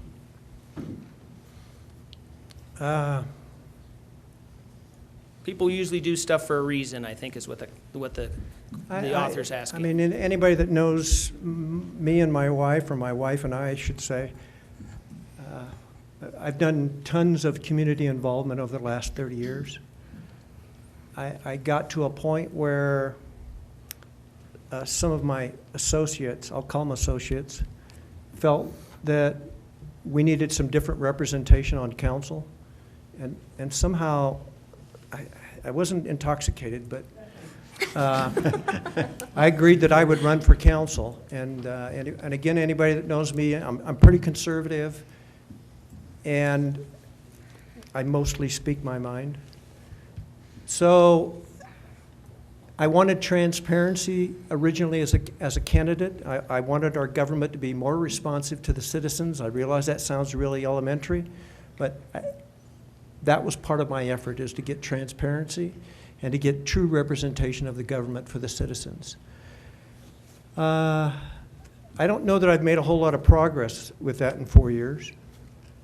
If I were to be honored with another 4 years, that would again be my focus, is to continue to get increased transparency and representation of the government for the people. Thank you. Mr. Smith? I started this process a couple of years ago. There was a vacancy on city council, and I attempted an appointed position. I was not granted that appointment, so I settled for planning commission. And I say that with air quotes because I love the planning commission. I love the process. I love being involved in the process, and it really gave me a glimpse of the fact that my parents' generation is not going to run the city forever. I wanted a representative in my age demographic, and that wasn't happening, so I decided to step up and be that representative. Thank you. Ms. Reed? So, for the past 14 years that I've been active in the business world of Canyon City, I had the opportunity to be able to be a part of things from the business development and commercial lending standpoint. And I watched a lot of really great businesses jump through a lot of hoops to get funding for their dreams. And I've sat in this room and I've watched excited people in the past come up and stand exactly where you're standing and get completely shut down and just really bummed out. Then, about 3 years ago, I bought a business, and I realized how excited about my business I was and how much effort I put into it and my hopes and my dreams and all of the money that my family has. And thankfully, in my business, I haven't ever had to stand in the spot that you're standing, but I quickly recognized that if I did, I wouldn't be comfortable with the outcome. And so for me, that was a really big moment of understanding of just these risks that all of these business owners and community people are taking when they're coming into council chambers. And so I just wanted to be able to be part of encouraging those people, of giving them access to a process, access to people who are able to make a difference and to be able to be ambassadors for the city, to be able to say yes as much as we possibly can, and to be able to allow people to come into council chambers and feel like we're cheering them on, that we want them to be successful, that we want our city to be successful. And so just to be able to be a player of that piece, to be able to help our city grow, basically, is really where I came at it from. Thank you. Mr. Bates? Long story short, I retired in 1997, and I started a painting company here in town. My wife strongly suggested I find something to do besides sit in the kitchen, so I started a painting company and did new construction up there in Dawson Ranch. I painted about 40 houses up there. I also got an opportunity to see how the city treated the contractors and the subcontractors. And it was kind of taken back to me. I wasn't used to that kind of talking down to, et cetera. So I didn't belong to, well, I call it a soccer moms club, or I didn't belong to the good old boy system. I was me. And I decided I'd give it a shot and run because it was something that had to be done. It was just totally unprofessional as far as I'm concerned, to watch a contractor kind of bow their back or not get scared, but certainly get not say what he wants to say because for fear of retaliation. That's wrong. That's flat wrong. And that's what I originally got on this council for, was to kind of do that. And next time around, then I ran again. I was a realtor. I figured if I could paint them, I ought to be able to sell them. And but it didn't change. Nothing changed. It was even the first couple of years, or the first year, it was the same thing.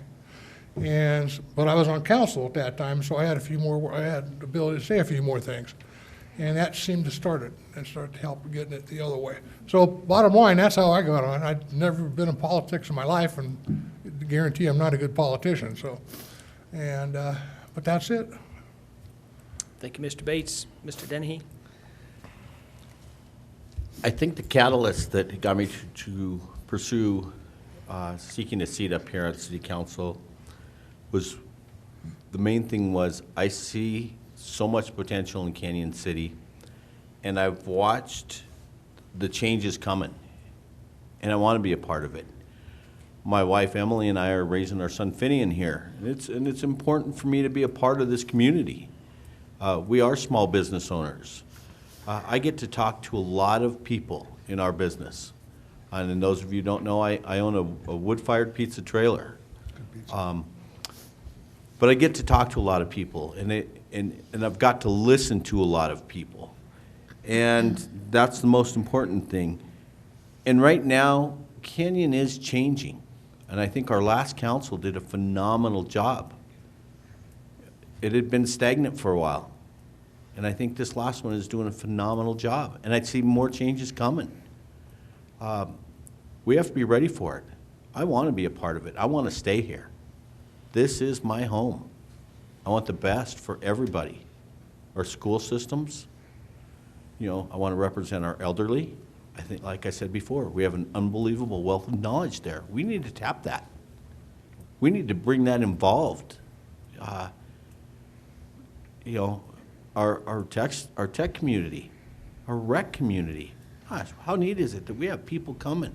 Just, you know, we're ranked one of the best places in the country to ride a bike for trails. This is awesome. This is a neat time for Canyon City. And one thing that my mom always taught me, don't ever say anything if you're not involved. And I've taken those words to heart my whole life. I watched my mom stop 31st Street from going through Garden of the Gods when I was 8 years old. Thank you. Ms. Stein.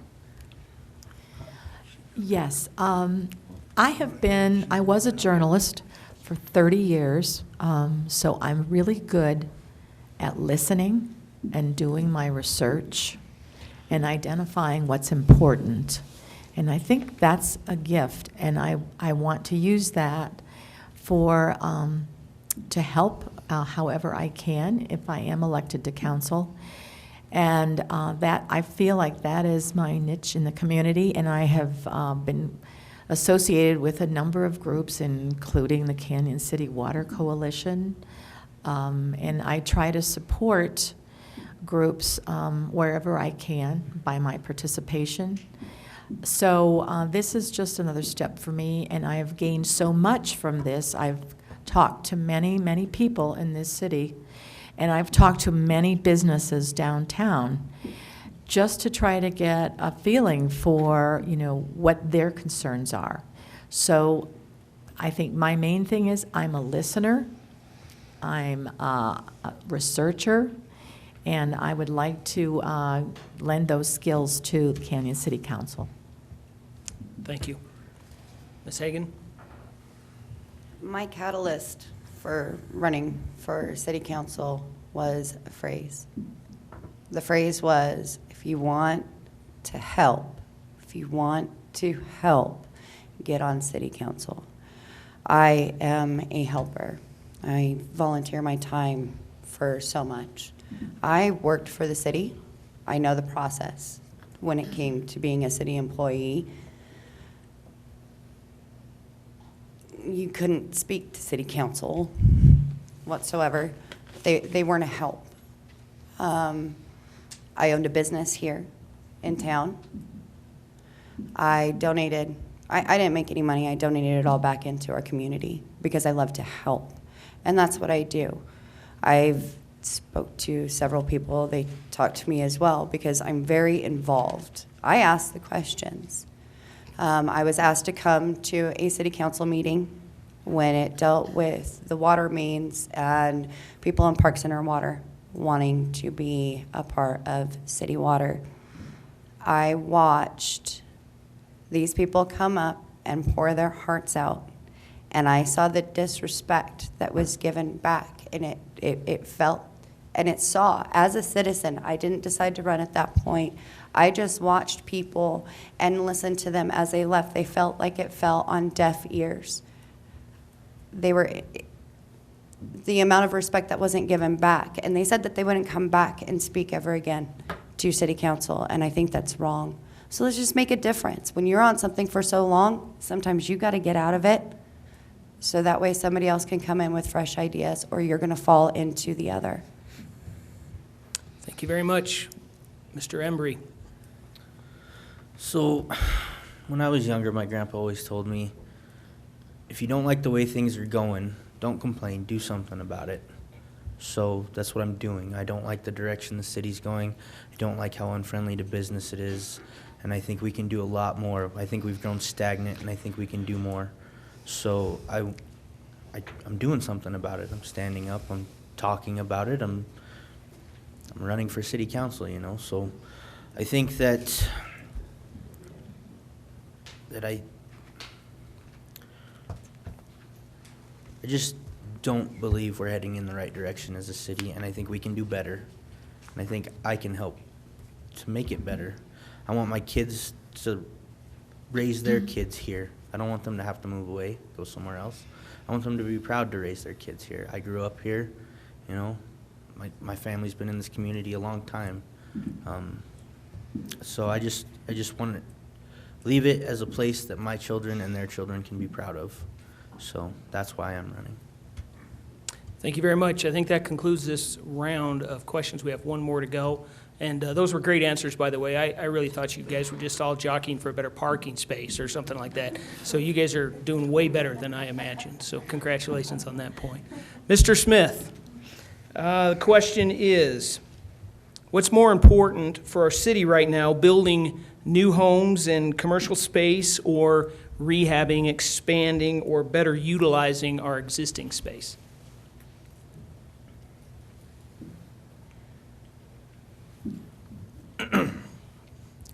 Well, everybody, I've said this in the last one. Everybody likes new stuff, and it's here. It's being built.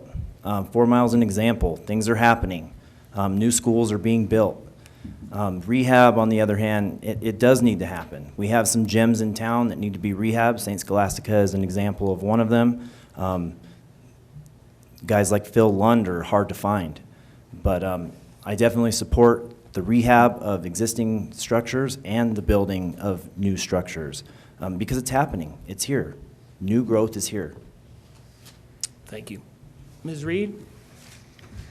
I mean, I don't really think that you have to pick one or the other in order to be successful. I think that there's really great opportunity to be able to rehab, especially the historic buildings in our town. We've got some great incentives at a state level to be able to assist with that. And investors are taking notice of those, and so that's happening, as Brandon mentioned. New infrastructure is good.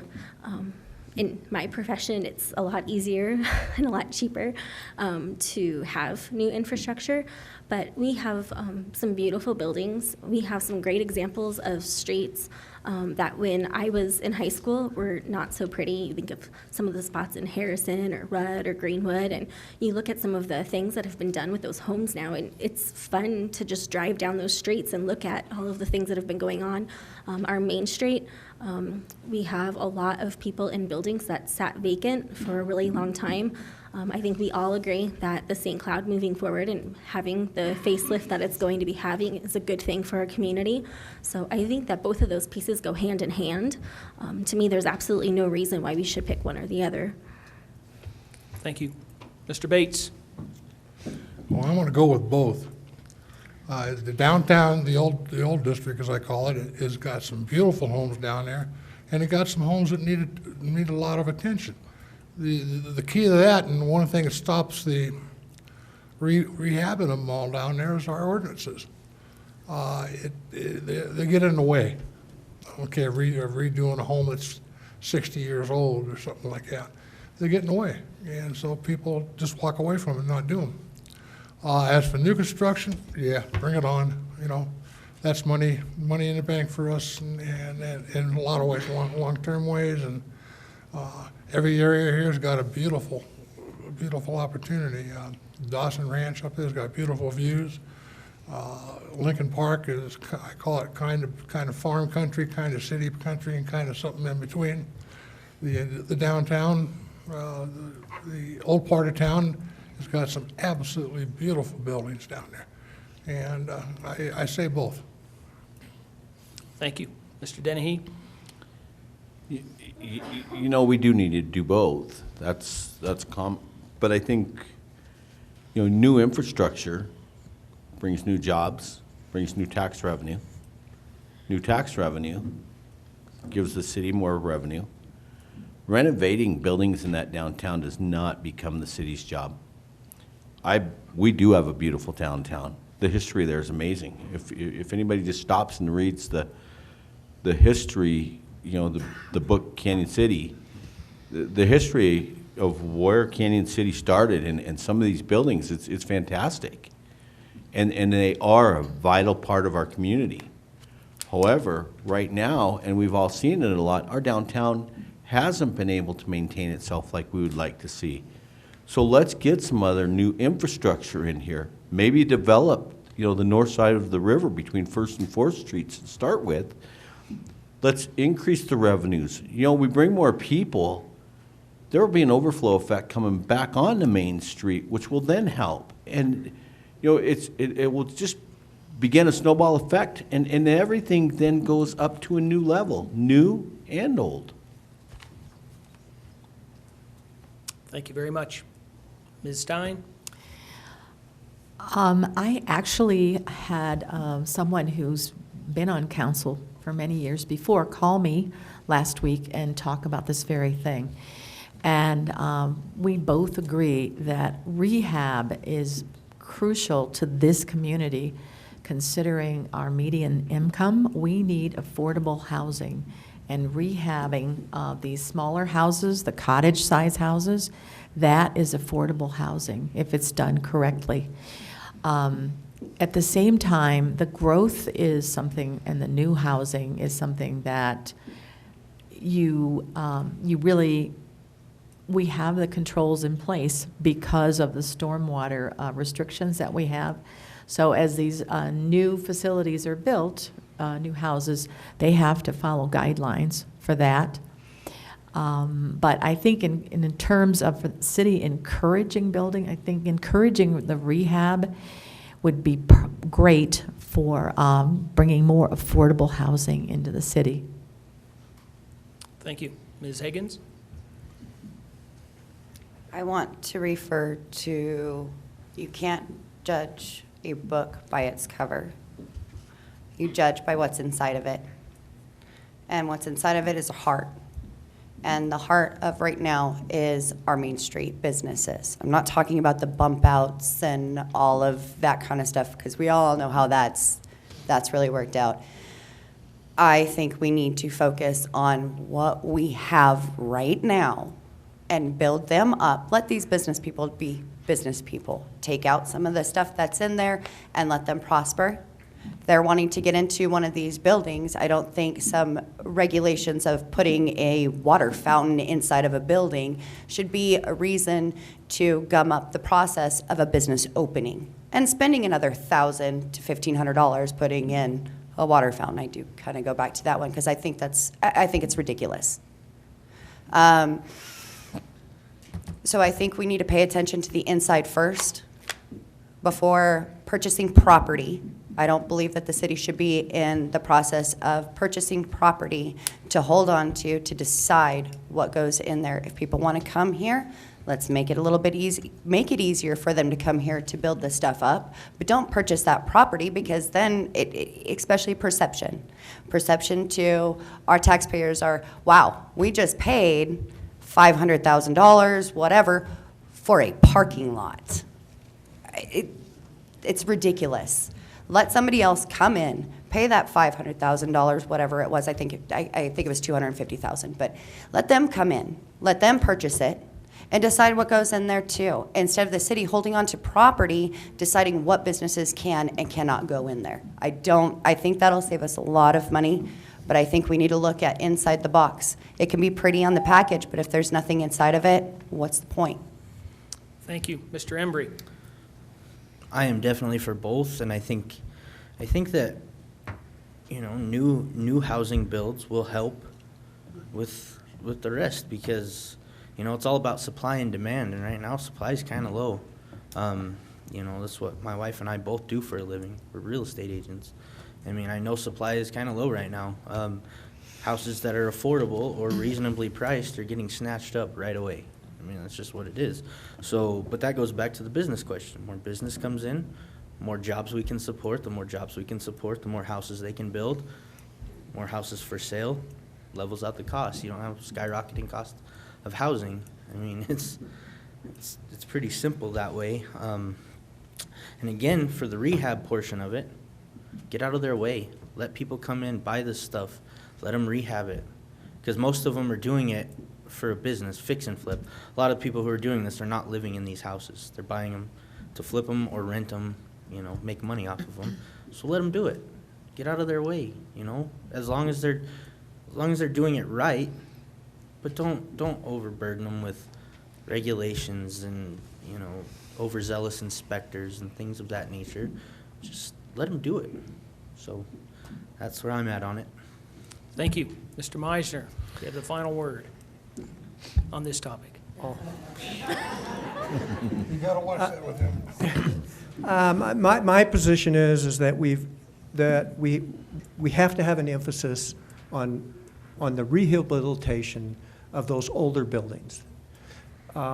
If you look at the cost per square footage, there's no way that a older building can compete with a newer building in terms of getting that building up to the point where you can open it up for business. We need to make for sure that we preserve that downtown environment. And to rehab those buildings for a business owner is extremely expensive. That's why we have some of the programs that we have, is to try to help move that process along, to help maintain that downtown environment that we need to help with our economy. And I think if we concentrate on that, some of those other things with new development will happen naturally. Thank you very much. Okay, that concludes the question portion. Promised you that you would each have an opportunity to speak at the end. We're obviously running short on time, so I'd encourage you to be respectful of that, but we would like to hear a parting comment from each of you. I believe we start with Ms. Reed. So I would just share with all of you, because I'm running in a post, that I'm sincerely asking for your help to make sure that I'm doing a good job, and to make sure that you are giving feedback. I would say, because I've been in here watching a lot of meetings lately, kind of as a fly on the wall, there's not always a lot of citizen participation. So I would just encourage you that if there's any of these topics, which you guys submitted the questions, so you're obviously interested and you're here, so thank you for being here. My invitation and plea is that you would come back and that you would continue to hold all of us accountable for all of the things that we've said tonight, and that you're able to spread the word if you like things that you've heard, and you are willing to be an active participant in your community. I just invite you to do that and to share that feedback with whomever you elect that's up here later on, and that we would just together as a community move forward. So thanks for having me tonight. Thank you. Mr. Bates.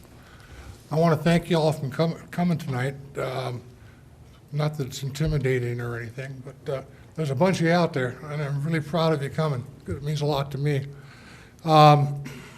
We've done a lot of negative tonight and pointed out some of Canyon City's faults and this sort of thing, but I guess I want to go on the other side of the thing and say, number one, every council I've been on has been a good council. Okay, they all had their own personalities to it, some good, some bad. But they all been a good council, and they all had the what they thought was the best interests of the citizens and the city. So with that said, it's almost an impossible task. I mean, the more you want done, the more the staff got to work. Okay, and at the point it gets to where they start shuffling stuff to the side and you don't get it when you want it and so on down the line. So that's one thing you have to look at, is the fact that the staff on a whole is a pretty good staff. They're not paid a whole lot either on the other side of that one. I can only say that if I get elected onto the council, I will continue on what I did for the 8 years I was on before, pushing the city forward in a direction that we all as a group decide what the vision is, and listen a lot to all of you out there. That's. I mean, I've had calls in the middle of a lake, 11-mile lake, fishing. My phone goes off, and someone's got a problem. I mean, you know, I'm there. So the best thing I can say is thank you for coming, and I hope you got the answers you were looking for, or you got some answers that maybe you weren't looking for. But thank you. Thank you. Mr. Dennehy. Yeah, I'd like to say thank you for coming as well, and for all of you watching on TV, thank you for sitting and being tuned into this. It's important that we get involved. Like I said, I'm blessed to be in Canyon City. I'm blessed to be raising my son here. I'm blessed to be running my business here. I want to be a big part of this community. I want to listen. And it's important to me to get involved. It's important for me to get involved in my community. And I wish a lot more people would take that attitude. We have so much potential here. Our last council did some amazing things. They've got the ball rolling. Let's keep it rolling. And I just want to say thank you, and I appreciate the time. Thank you. Ms. Stein? I've said this before, and it's probably getting boring, but I'm here to listen, and that includes all of you out there. And I do have a Facebook page, Stein for Canyon City Council. Feel free to go there, make a comment, ask a question, and I will get an answer back to you. I'm also here to listen to other council members. I've already learned a lot from them in all the times I've come before council in the last 3 years that I've lived here for different issues. So I am happy to be here, and I love living in Canyon City. It is so beautiful. I'm afraid to tell my friends even, because I'm kind of jealous of this beautiful space, and I don't want a bunch of people moving here. But I think it's going to happen whether I like it or not. Thank you. Thank you. Ms. Higgins? What I would like to close with is, please remember, no matter who you choose, that is your voice. So please let me be honored to be your voice, because that's your voice will be coming out of my mouth. I don't speak for myself much. It's usually for other people. So please do remember that your choice is your voice. VSBC, of course, will be opening next week as well. Mail-in ballots have already gone out, so yay. Get those back in the mail. And please, I would be humbled to be, for you guys to be my boss, because that's what it is. You guys are our boss. Thank you. Thank you. Mr. Embry? Firstly, I'd like to thank everybody for coming out. More importantly, my beautiful wife, Ashley. Thank you for being here to support me. My awesome kids, Preston and Tug, for supporting me. What I'd like to say, please, please vote. I'd appreciate your vote, and I'm sure everybody else up here would. Vote for somebody. You know, there's so many places in this world where they don't get that chance or that opportunity. Please vote. You know, I've been to countries where they don't have that opportunity, or if they do, you know, it's people who do vote it doesn't end well for them. So please, it's one of your fundamental rights. It's very important that you vote. So anybody watching, listening, reading it somewhere, please vote. Thank you. Thank you. Mr. Meisner? Well, as everybody else has said, we truly appreciate you people taking time out of your life to come out here and listen to us tonight. Fundamentally, no matter who you vote for up here, I don't think you're going to make a mistake. I think all of these people up here are their intention is to serve you and to serve the citizens of Canyon City. I'm pretty conservative. You know where I'm at. So if you're comfortable with that approach, vote for me. Thank you. Mr. Smith, you have the last word. Well, first off, I want to say I agree with everything Mandy said, because I have to give her one back.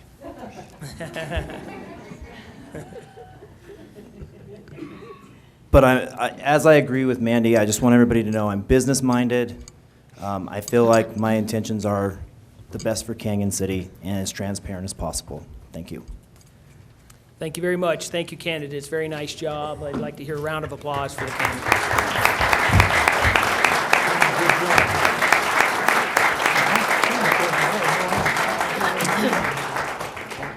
Thank you. We will reconvene in 5 minutes with the candidates for mayor. Thank you.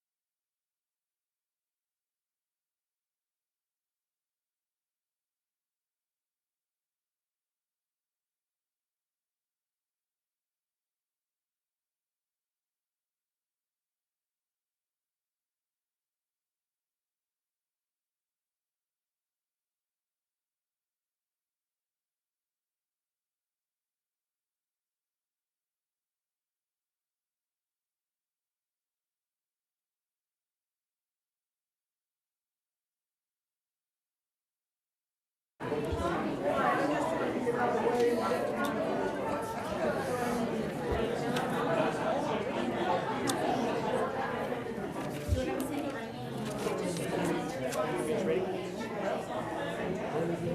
guys, unless you want to be on TV. You don't mind? Okay.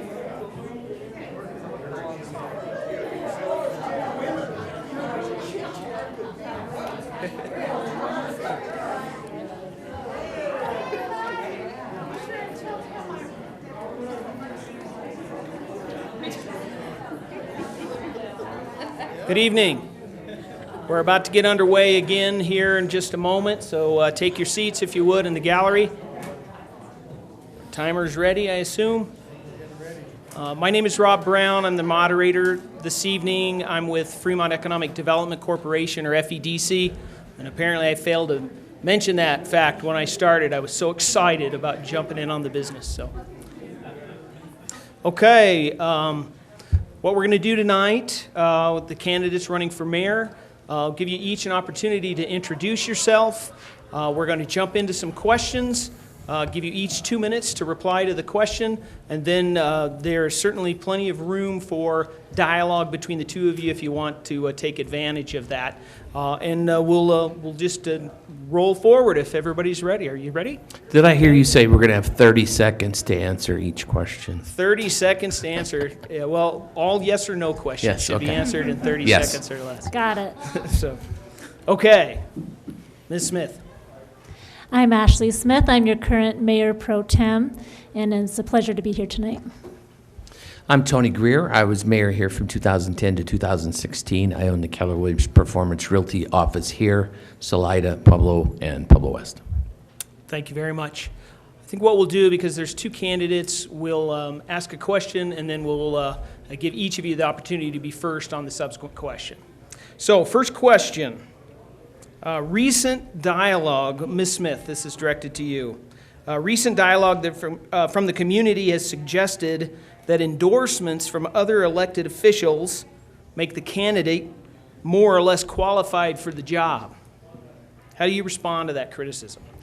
Well, I think you're talking about someone who said because I have built a working relationship with the county commissioners, that means I am not skilled. She doesn't want to have a yes person to be on city council or as the mayor.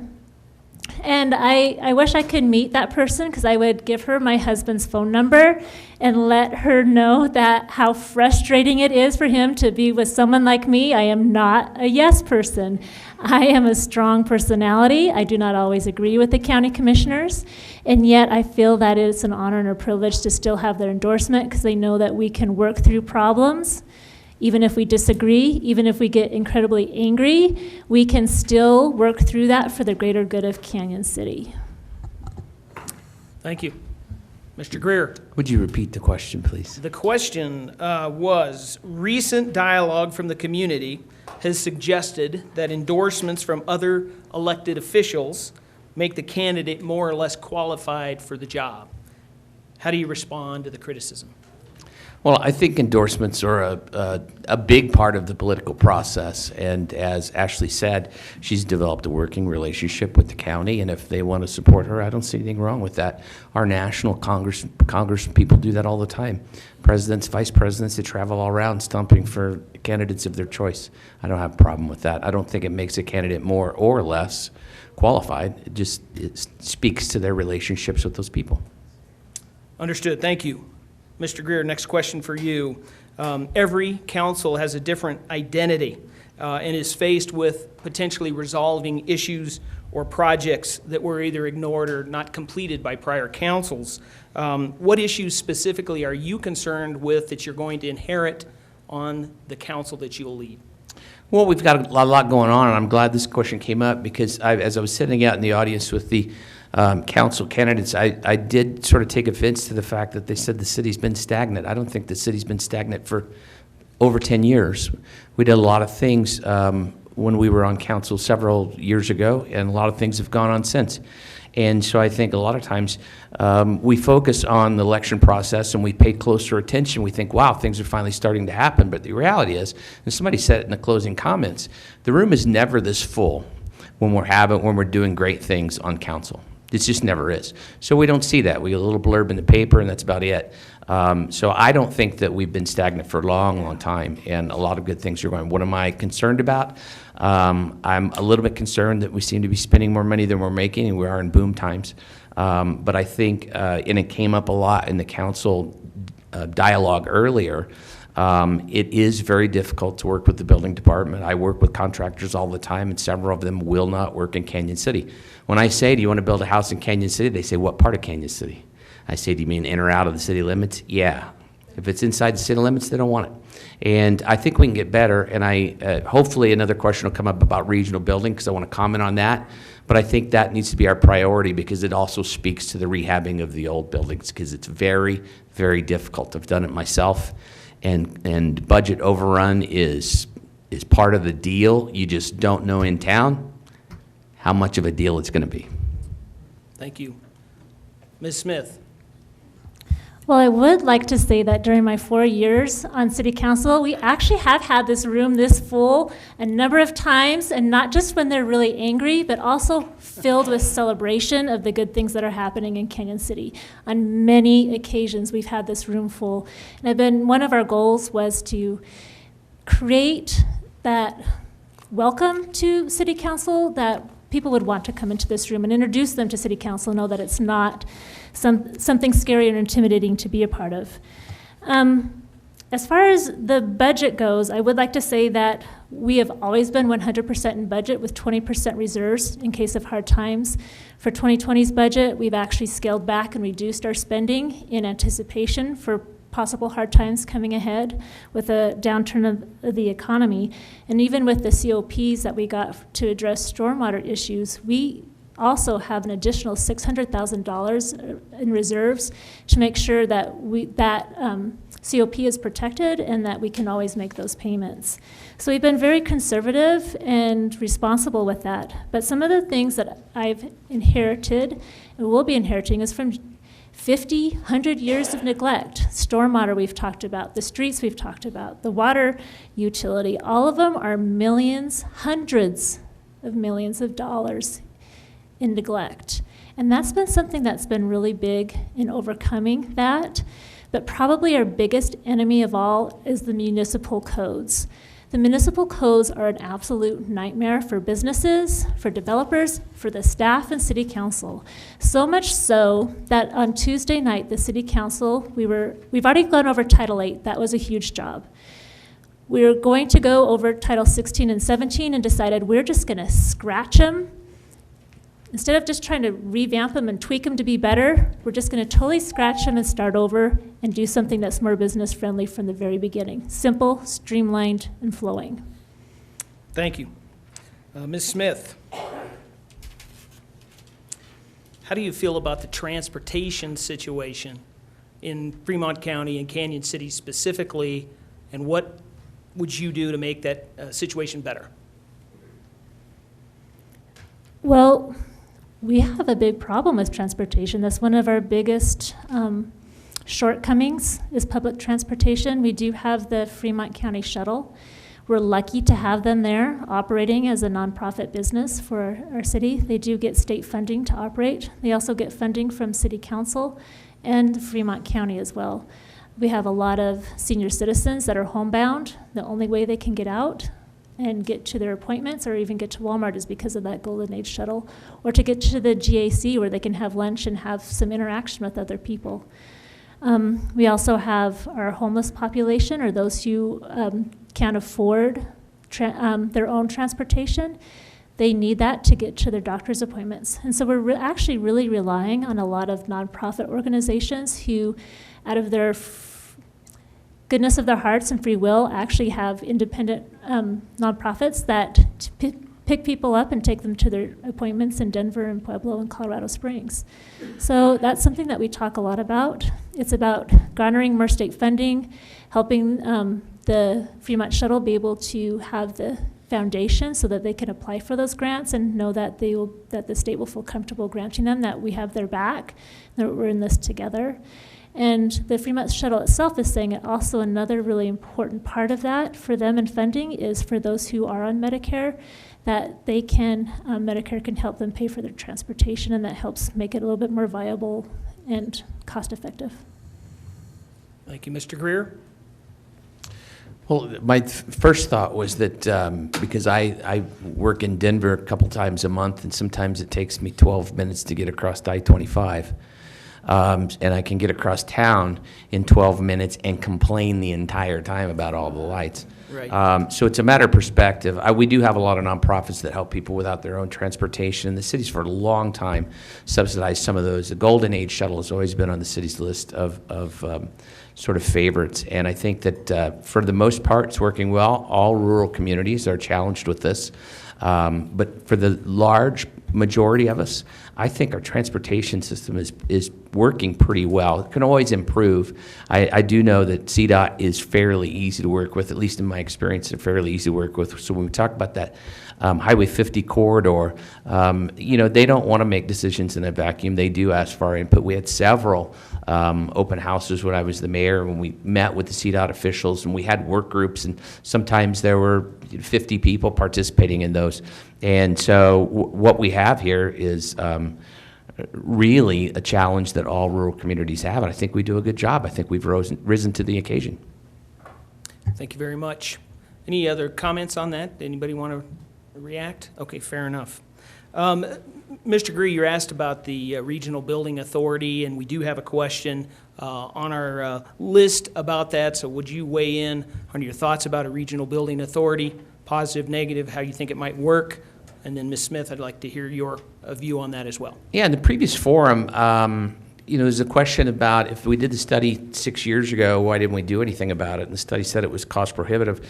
And even at the time, I thought, how can it possibly be cost prohibitive when you got a small community of 40,000 people in Fremont County? Why do we have 3 building departments? Makes no sense. 3 building departments, 2, sometimes 3 versions of the building code. Doesn't make any sense at all. It's not efficient, and it's more than just the cost to run the Regional Building Authority. What about the individual contractors? Everybody in our town that does any kind of construction work, even painters, have to be licensed. And so to keep up with 2 or 3 different building codes, it's just prohibitive. And not only is it complex, it's not cost effective. I think that any entity could easily run a building department that services 40,000 citizens. I really do. Now, I know that one of the things that made it cost prohibitive before, there were turf wars, and what got in the way is nobody wanted to let any of their employees go. The city, in fact, had a building official, Greg, who eventually retired, and we thought if we started working on it early enough, by the time he retired, he could help us ease the transition and then retire. We wouldn't have to get rid of anybody. But it was a matter of not wanting to get rid of any employees that really made it cost prohibitive. If I remember right, there was even the discussion, we couldn't decide where the building authority was going to be, so we're going to go out and get a separate building for it. But we have facilities in this building, in the county building, and at this point, since we've only got 1 employee in the building department, I think it would be really easy to work out a deal with the county where we just let them handle it. They're going to pay for it through fees because those things are all self-funded, and I think it's a no-brainer at this point, whereas it was a little bit more complicated 6 years ago. Thank you. Ms. Smith? As far as the regional building code or department goes, that's been in a conversation for a really long time. And I have dug a little bit deeper to find out more about it. And it's something that's actually, it's a struggle, not just for our community, but many. Pueblo itself has a regional building department, and it's really struggling to stay open and stay alive and be self-sufficient. And so it's something we need to really be careful in looking towards. If I understand right, when they did the study several years ago, there was about $100,000 of shortfall.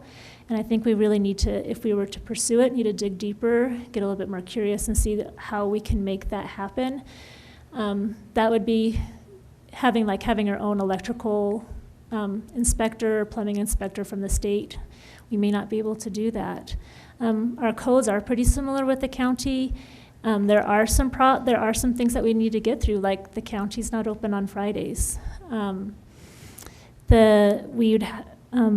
We need to get out of the turf wars. We've had those conversations actually the last 4 years, and the turf war quickly came in to play.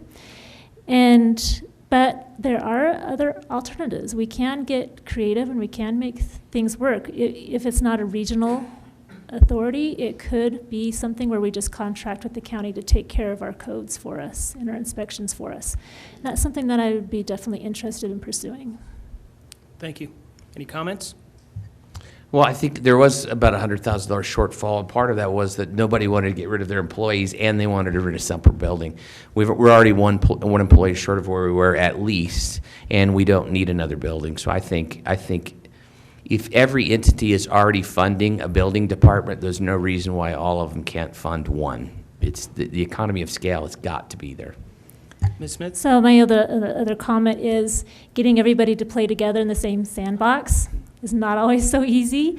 Even there was mentioned tonight how, we did a really great job getting together for the 911 dispatch center, and we're still having some problems with that 911 dispatch center. It is not a happy sandbox to play in all the time.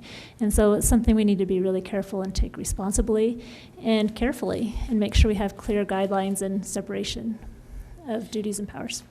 Thank you. Ms. Smith, we recently did a promotional video for the community revolving around the small business revolution. And in that video, I made the mistake of referring to the homeless issue. And was corrected that that wasn't the appropriate language to use. And although I'm not sure what the appropriate language is, I am curious what your view is on how the mayor and the city of Canyon City can become more involved and try to work towards a reasonable solution for that. And Mr. Greer, I'll ask you the same. So I have been learning a lot of things on the right thing to say. And so you're supposed to say that it's somebody who's experiencing homelessness. And it's the same thing if there's somebody with a mental illness. They're not Crazy Joe. It's Joe who's experiencing mental health issues, because the problem that they're with doesn't identify them who they are as a person. Now, as far as the problem that we have with people experiencing homelessness, it is growing significantly in Canyon City. It's very visible, and I think that's really unsettling for most of us, and it needs to be dealt with. It's kind of the Goldilocks analogy. We can't be too soft, we can't be too hard. We need to be like Goldilocks and find that right sweet spot of compassion versus enforcement with the police. I have actually just this very week was up in Denver in a training session for Built for Zero. That's Built for Zero Community Solutions to reduce homelessness. And it's a new system. We got a scholarship from Kaiser Permanente to be mentored through this new system, and we are really excited that so many communities across the nation were there, and they have had drastic reductions in their homelessness in their communities, and now we have that opportunity to have that same possibilities to do that. As far as Canyon City goes right now, we have already passed the first reading to have a permit to use the stage at Veterans Park, proper behaviors at the park. It's not criminalizing homelessness, it's criminalizing crime and vandalism. And we are also looking at getting park rangers where their full-time job is spending time at the parks. And in Red Canyon and Temple Canyon too, where there's more of a presence of police and enforcement of the proper behavior and rules, and also encouragement for them to do the right thing and pick up after themselves. We also have the co-responder program for both mental illness and a police officer who works exclusively with the homeless population. Thank you. Mr. Greer? Well, there's a lot to that one question. Speaking of the language, politically correct language is very hard to keep up because it's a very dynamic environment, and what's okay today is not okay in the future.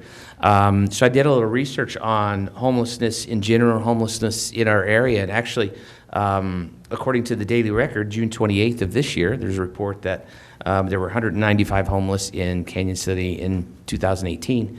And this year, there are 128. And much of that reduction is because of the Journey Home facility. And so that houses 43 adults and I believe 19 children. Now, so that's a great program, and it has obviously had an effect. Here's the downside. There are 30 home units. There are 22 one-bedroom units and 8 two-bedroom units. That project was $9.5 million on donated land. That comes to $316,000 per unit. And most of us don't live in $316,000 homes, and we live in a lot bigger homes than one bedrooms and two bedrooms. So we've got to be more efficient at doing that. A lot of people don't know, and this is kind of difficult for me to talk about, but back in the late 80s, we experienced a bad economic climate nationwide, and I was out of the Navy at the time and worked in construction. Sometimes it was seasonal, and I never considered myself homeless, but I did live in my truck. And I don't know if I would have been offended at the time if anybody knew that, but I know that my parents were ashamed that I was living in my truck. And part of it was that my employment was sporadic. So during the summertime, I could easily go out and do whatever I wanted. I can have an apartment. But if the weather happened to be really bad for a long stretch, I worked enough not to get unemployment, but not enough to make a living. And my schedule was such that I couldn't get a second job because my schedule was very unpredictable. So had I had a help with the first to the last month's rent, I was part of the working homeless at the time. And luckily, I dug my way out of it. Thank you. Ms. Smith, would you like to comment? Yeah, so we did have 195 homeless. It went down to 128 with the Journey Home building.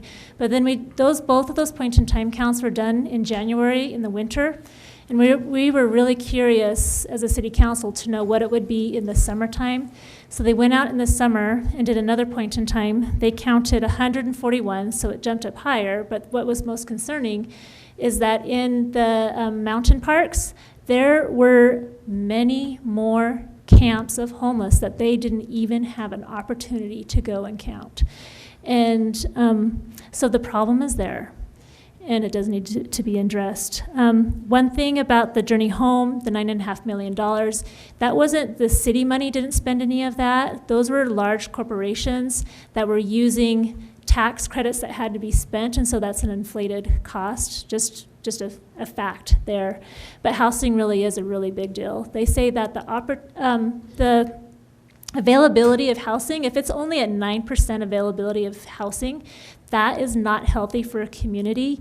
And right now, we are at less than 1% availability of finding housing. That is a really huge problem. So even the working homeless, or even the working who are homeless, perhaps they can't find a place to live, even if they have an income. So that's a multi-layered problem with tons of needed solutions to address. Thank you. Any other comments? Since I'm in the housing business, there is a housing shortage, and I can tell you this kind of relates to our building department too. It is so expensive to rehab one of these little bungalows that could easily be a starter home for a family. I've done several of them, and it's just cost prohibitive. That's why a lot of them are run down. It's actually more cost effective for me to take long weekends and drive to Kansas City and flip houses there than it is to flip houses in my own town. And I would say that in the 4 years that I've been in city council, luckily the economy has been good. When I first got on, we were looking at what to do about so many of these abandoned homes. We had a huge list that fluctuated from 30 to 40, and most of those homes today have been bought and purchased and rehabbed. Thank you. Okay, I believe, if I'm keeping track correctly, it's Mr. Greer's question. Is that right? Depends on the Thank you. question. Back and forth like a tennis match. Okay, this one has to do with Main Street. And relative to Main Street, there's a number of new projects recently completed valley-wide, great asset to the community. There's a project going on directly across the street. There's the St. Cloud, there's the Annex, the Apex building, all undergoing renovation, and there's several new businesses down there. How do you view the actual health of downtown, and what do you think needs to happen to continue this momentum?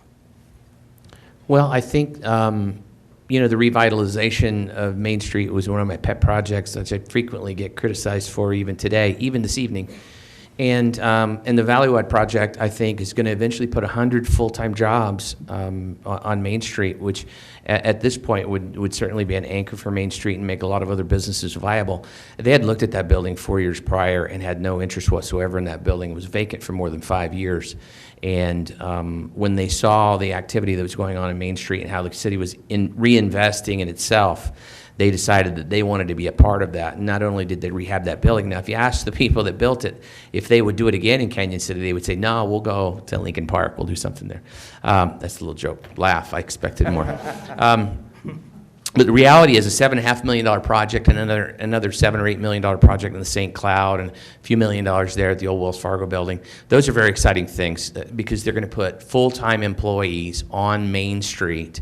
And on Main Street, what we need more is foot traffic. Now, the outdoor cafes and things have created a nice environment. It's really nice in the spring and summer to go out and have a meal and eat out on the sidewalk. And but those the little places like the new taco shop, for instance, they depend on the employers downtown because the primarily customer base are the people that are shopping downtown because they're already there, and the people that are employed downtown because it's very convenient for them. So I'm really excited about what's going on in Main Street. Thank you. Ms. Smith? Yeah, we are down 19 less vacancies on Main Street. We have 3 more new renovations that are going to be happening soon. So a lot of exciting things really are happening, but there is need for more improvement. We still need it to become vibrant and alive with our community wanting to shop locally there. And part of that is perhaps there are studies that we can do to find out where the money is being spent, what we are buying in Colorado Springs and Pueblo instead of shopping locally. We can find out actually through credit card purchases exactly what those are, and we can arm our current businesses with the ideas of products that they can stock and be successful and sell, things that we can buy here. And we also can find out where those gaps are so we can go and recruit new businesses to come in as well. And the businesses that we want, we can prove and show that they will be successful when they open their doors. A part of that also is so many people in the city say they want more variety of restaurants. They want more than just Mexican food. And they're hungry for another steakhouse. They're hungry for more culture and diversity in their eating choices. And we really do need to support the more local shopping and bring people downtown. Give them a reason to be there besides shopping, and an opportunity when they're done with working from 9 to 5 that they actually can go downtown and do their shopping, and most of the stores will be open. Thank you. Comments? Just one, we have a little disagreement on how we count vacancies. So I've counted vacancies 2016, 17, 18, and 19. Recently I submitted, I believe it was to the Chamber of Commerce, I submitted a list of buildings that I counted as vacant. And when the administrator received that, he said, well, you really shouldn't count that as vacant because they're planning to do something and you shouldn't count that. And those were very good points. They were valid points. The problem is, we counted the vacancies the very same way each year, so it's not fair to change the standard in 2019 and compare it to the standard that we used during our survey in 2016. So there's a discrepancy in whether or not there are more vacancies or fewer vacancies, but the fact of the matter is I think we can both agree that there are too many vacancies and we need to do what we can to enable people to invest in our community, particularly our central business district. Thank you. Comments? Yeah, we always can fill our store shops. We want to be able to do window shopping, absolutely, and we can't deny that there's, as was mentioned, Wells Fargo, Skyline Theater was one that you didn't mention that's going under major renovations. We have Valleywide's done. Wells Fargo is going to be going back to its historical prime. Hotel St. Cloud is going to be transforming, and we have St. Scholastica was just a little bit off of downtown, but it still has a connection. And so exciting things are happening, and it's going to build. It's going to build. And a big part of that is also being discovered by developers who actually have the money and the capital to put into it. It's really hard to get excited about a new business downtown when it's opened on a shoestring and a half of a penny. And we really are finding that a lot of these businesses in the Front Range, they're getting priced out as well. They can't afford their leases, and so they're starting to look to places like Canyon City and discovering that this is actually a pretty great place and they can run a really good business here and afford it. And so really awesome things are happening for Canyon City downtown. Thank you. Any other comments? Ms. Smith, I believe it's your question. So following up on that question, there are segments of our business community on the east end of town, on the south end of town, other places that feel like they're not properly represented, that all the attention is always on downtown. So how would you address that issue to businesses, successful or otherwise, that, feel disadvantaged because they're not downtown in that discussion? Well, for those who are on the east side, I'd say that when we had the small business revolution came into town, I had a lot of opportunities to talk to the folks that came into town that were kind of studying Canyon City and its potential and the businesses there. And I asked them, what was your first impression when you came to Canyon City? What did you see? And he said, well, I got to the hotel and I thought that was it. I thought that was the destination. That was Canyon City. And so there's a lot that needs to be done with wayfinding signs to discover all of the assets that Canyon City has. And as a city council member, I'm here for every single business. And I have addressed numerous businesses outside of downtown. The success of every business is to our advantage because the more money we can help those businesses make means the more money we have to fix potholes and fix our streets. Thank you. Mr. Greer? I think the reason we talk about Main Street more than we talk about the east side of town is because the east side of town, excluding the shopping center, is doing pretty well. I think the majority of our sales tax comes from that part of town. They don't need as much help, but they're certainly not neglected. Most of the new stuff that we have is on the east part of town. I wish the shopping center would do a little bit better. I was sad to see Bell's go out of business, but a lot of that comes to the citizens of our community as well. We have to patronize stores when they do come to our community, and sometimes it's just not it's not in the top of our own minds. And so I don't think the government's job to make businesses viable. It's the government's job to stay out of the way and make it easy for them to make a profit. But the citizens have to rise up and shop locally. When the Royal Gorge fire happened, and you'll remember this, first thing we did is we cut the budget by 15%. Next, we went out to the press and we said, please, a lot of our businesses, our ancillary businesses that aren't necessarily in the tourism business depend on tourism. So please, go out to dinner once a week if you weren't going to anyway. And so for the citizens, make an attempt to shop locally first, whether that's Main Street or the east side of town, everywhere. We all need it because the money circulates in town when it's spent in town. Thank you. Comments? Just that we are aware of our other businesses. An example of that is that Walmart itself brings in more tax revenue than the entire downtown itself. And Walmart does have some problems with stormwater. City Market Plaza has problems with stormwater, and we know that we need to protect them because that's where our money is getting made. Thank you. Other comments? No. Mr. Greer, I believe it's your question. Is that correct? Yeah. Am I on the right track here? Yeah. All right, fair enough. Okay, how do you plan to involve residents in the decision-making process? Citizens, how do you get them involved in the decision-making process? That's a tough one. I think by and large the council has always sort of operated in the public eye. We may not do enough to promote attendance at our meetings, but it's also hard to judge because it is broadcast on our public access channel. So I have to admit that if I weren't participating in tonight's forum, I would probably be watching it on cable. And so I do think people are involved. What I learned from experience is they're very much involved when you do something they disagree with. So they are watching. That's right. Very seldom, and this is the same with online reviews. Very seldom will people make an effort to say something positive about a product, but if it goes wrong, they feel like they got cheated, they don't keep quiet about it. So I think our citizens, for the most part, do participate. They just might not always be visible. But my cell phone number was published on the city's website when I was the mayor. I wouldn't do that again. But I will say that I was very, very accessible, and I developed a different way to screen those calls. But I think that the city does a pretty good job of being open. There are more sort of special meetings than I would prefer, but it may be a necessity. I just don't know about it. I don't know what it is, but I like public meetings. Thank you. Ms. Smith? I would like to say that involving the public in the community decision-making process is not that tough. And we've done a really good job of making that happen in Canyon City. One of the first things we did was the sales tax for streets. The first time it went through, it failed. Second time when I was on city council, we changed our tactics. We went to the citizens and said, you need to help us.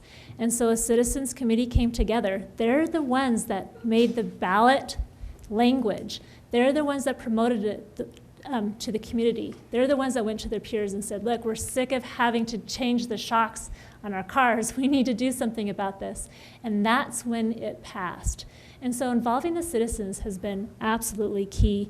We've also created, whenever we had something that may have been a little bit controversial or uncertain of a clear path, we made sure that we formed citizen committees. We had, besides the street committee, we had stormwater task force, we had a marijuana grow task force. We called for experts whenever we needed, and they were always here in Canyon City.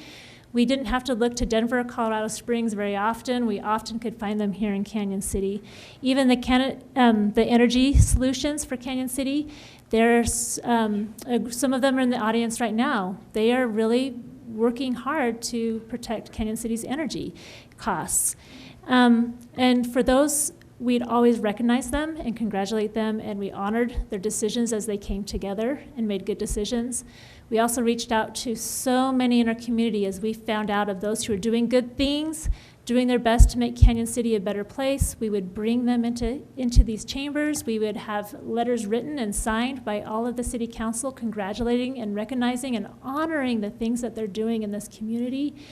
And it was just an amazing way to come together and celebrate the good things that are happening in Canyon City and that we're in this together. And my mantra is we're getting results together, and that really is what we've been doing. Comments? I have no comments. Thank you. Ms. Smith, if you're reelected, or if you're elected as mayor, There you excuse go. me, what 3 steps would you take to put the city on a more firm financial foundation? 3 steps for financial Yeah, the author is foundation? asking for 3 steps specifically to improve the financial situation. Well, number 1, be prepared for a downturn in the economy that's predicted.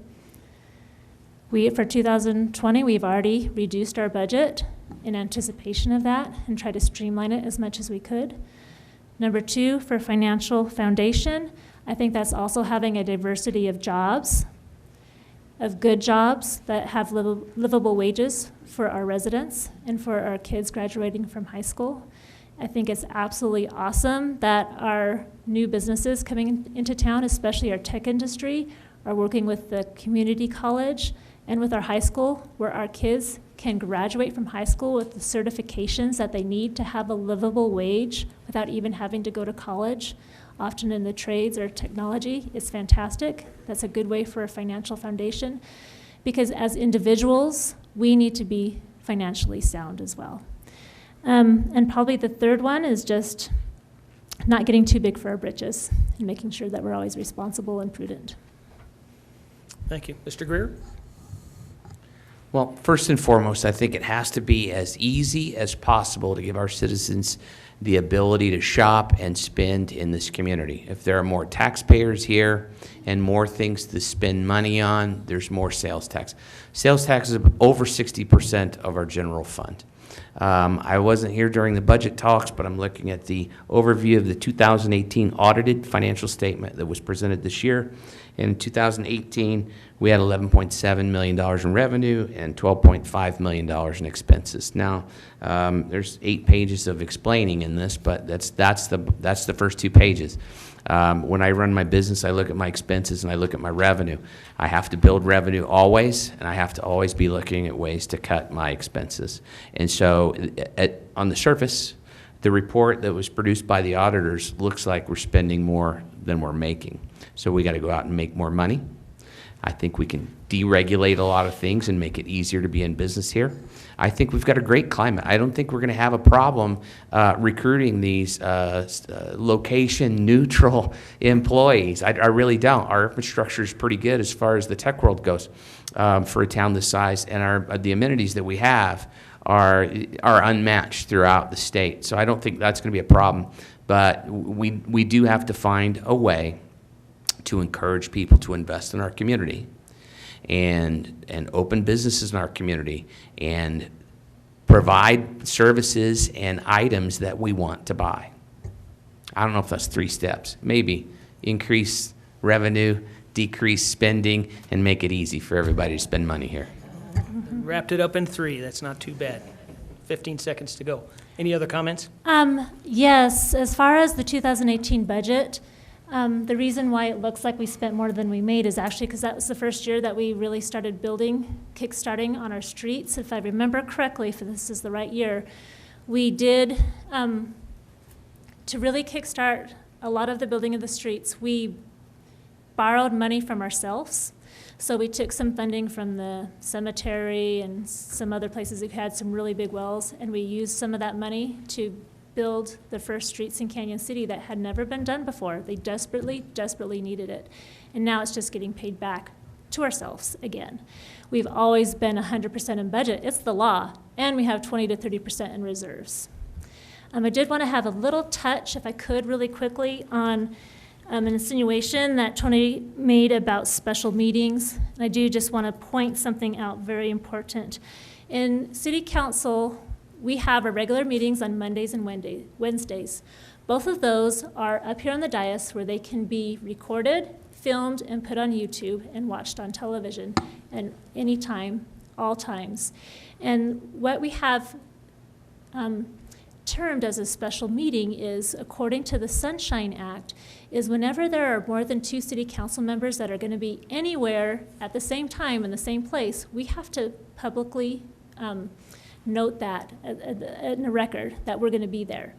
And so if we are going to a nonprofit banquet, if we're going to the prison warden's meeting, if we're going to, let's say we've gone to downtowns in Buena Vista, Salida, and other places where we studied, what's your secret sauce? How come you're so successful? We've studied community recreation centers. How did you make it happen? What does that look like to run one? And all of those times where we're doing that homework or participating in the community, we have to post that's going to happen. And we call that a special meeting, but we're out in the public and it's available to everybody. It's not, we're working actually above and beyond the normal. We're actually going beyond. It's never secret or special in that way. Comments? No. Okay, thank you. Mr. Greer, I believe the question is yours. On November the 20th and 21st, the Office of Economic Development and International Trade, commonly referred to as OEDIT, and along with the Economic Development Commission, is going to be visiting Canyon City and Fremont County. They are coming because they've heard that there are great things that are happening here, and they want to see it for themselves. So they're going to spend a day touring the area, and they're going to have their monthly meeting here in the area as well. That's an opportunity for the primary funding source at the state level to be involved in our community. What message would you like to display or to tell them or to encourage them to believe when they're here? Well, the message that I would love for them to hear is that we are open for business and it's easy to do business here. We have a lot going for us, climate being one of them, right? So we can't screw that up. That's regardless of whether we're neglectful of other things, we can't screw up the weather. But that, to me, is probably the most important message, because they're not going to invest in a community that's not investing itself, and they're not going to invest in a community that's just looking for a handout. So if we can grease the skids a little bit and make sure that they are aware that we are working hard to make it easier to invest in our community, I think that'd probably go a long way in helping them see that their investment in our community would go further. Thank you. Ms. Smith? Well, I'll tell you what, the FEDC and TechStart, they are exhausted with all of the tours that they have been giving to officials that have been coming to Canyon City to see what in the heck is going on here. Something special is really happening in Canyon City. And even in the past 4 years, we've had a 238% increase in commercial and residential development.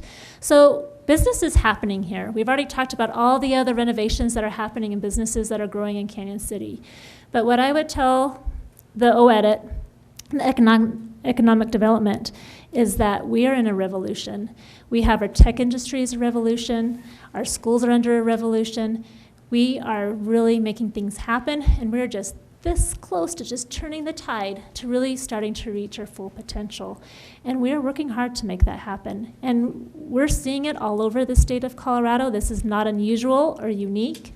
We're also bringing in rural philanthropy days in next year. That's where nonprofits, 350 people in nonprofits and philanthropists who have lots of money to give are coming for a convention here in Canyon City. I'm on that steering committee, and tons of money will be invested in this community as a result of that. We petitioned for that. They saw things that were happening, and they wanted to come and be a part of that. They want to be a part of something that they see is successful and that is growing and that is working. And we are successful, we are growing, and we are working. We always can do better, but we're getting there. We have plenty to show at it when they come. Thank you. Any other comments? Mr. Greer? No, I think I'll wait. All right, fair enough.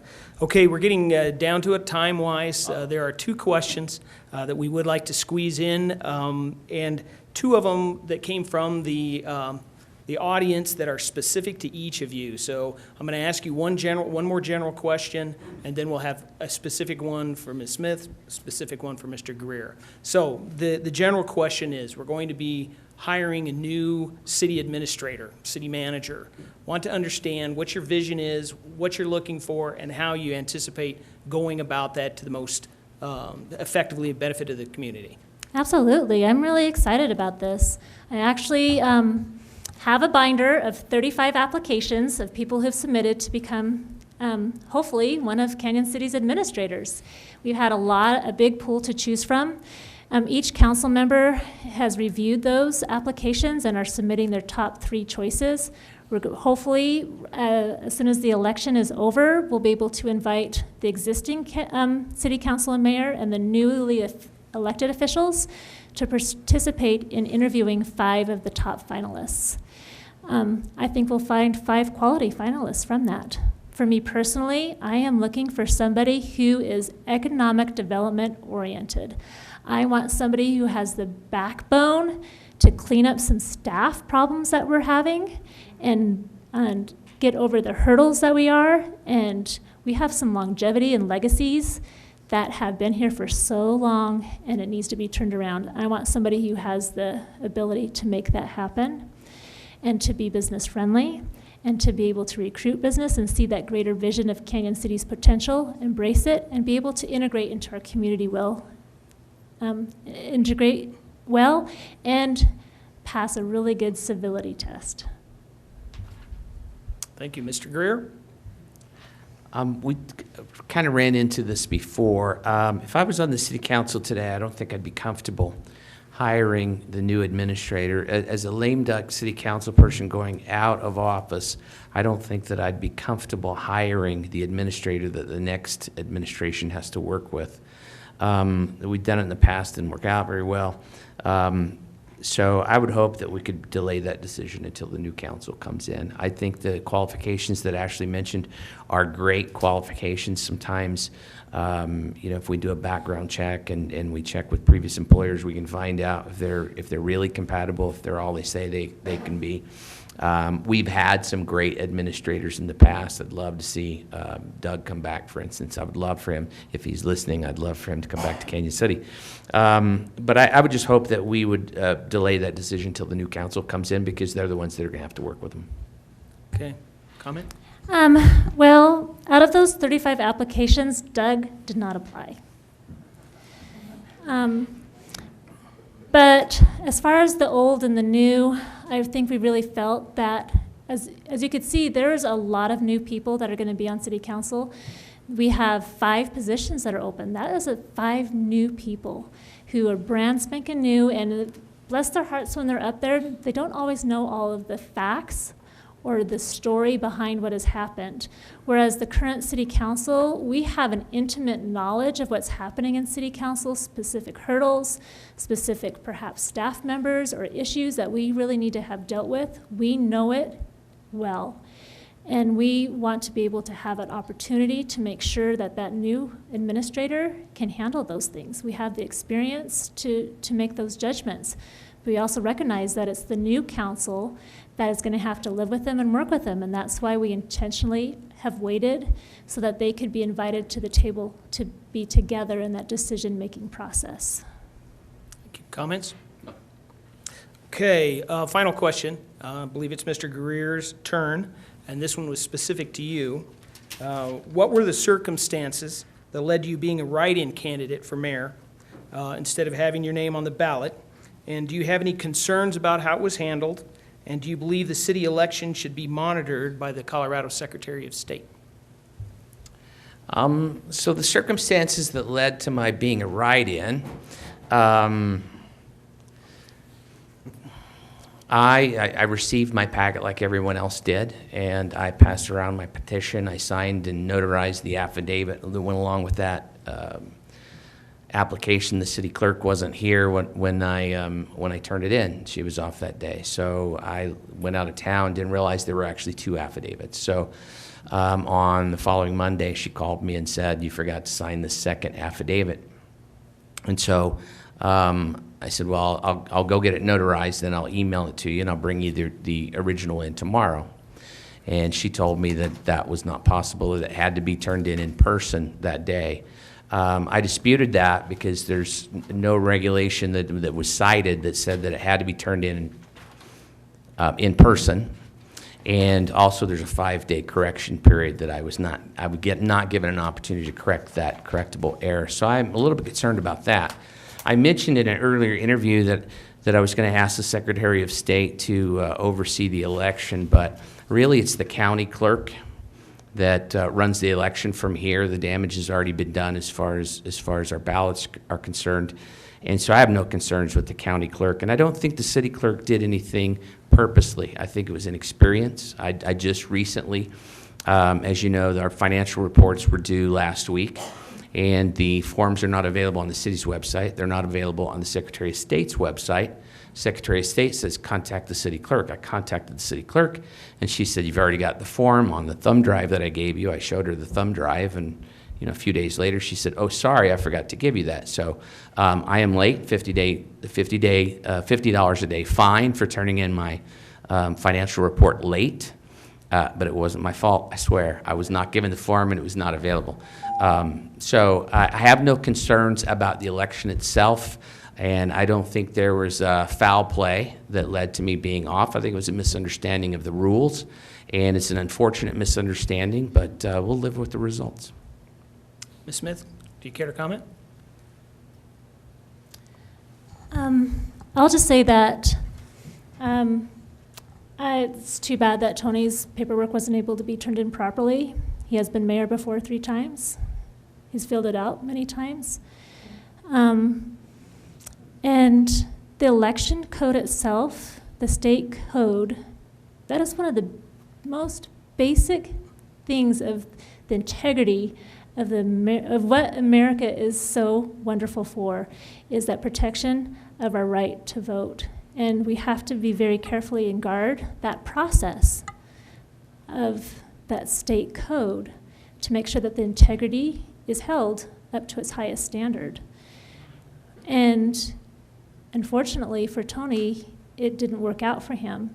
And when he talks about the 5-day grace period, the 5-day grace period is if you did get your affidavit signed properly, but you didn't get, if maybe, let's say 30 of your petition signers, some of them got X'd off, and you didn't have enough petitions, you would have a grace period to get more petitions signed on your thing.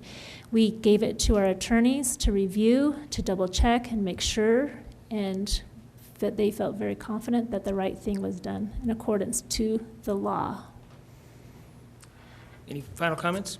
Yeah, I'll just comment that the past president of the Colorado Municipal Clerks Association, who is the current trainer for municipal clerks in Colorado, disagrees with that assessment. Okay. All right, Ms. Smith, one question directly for you.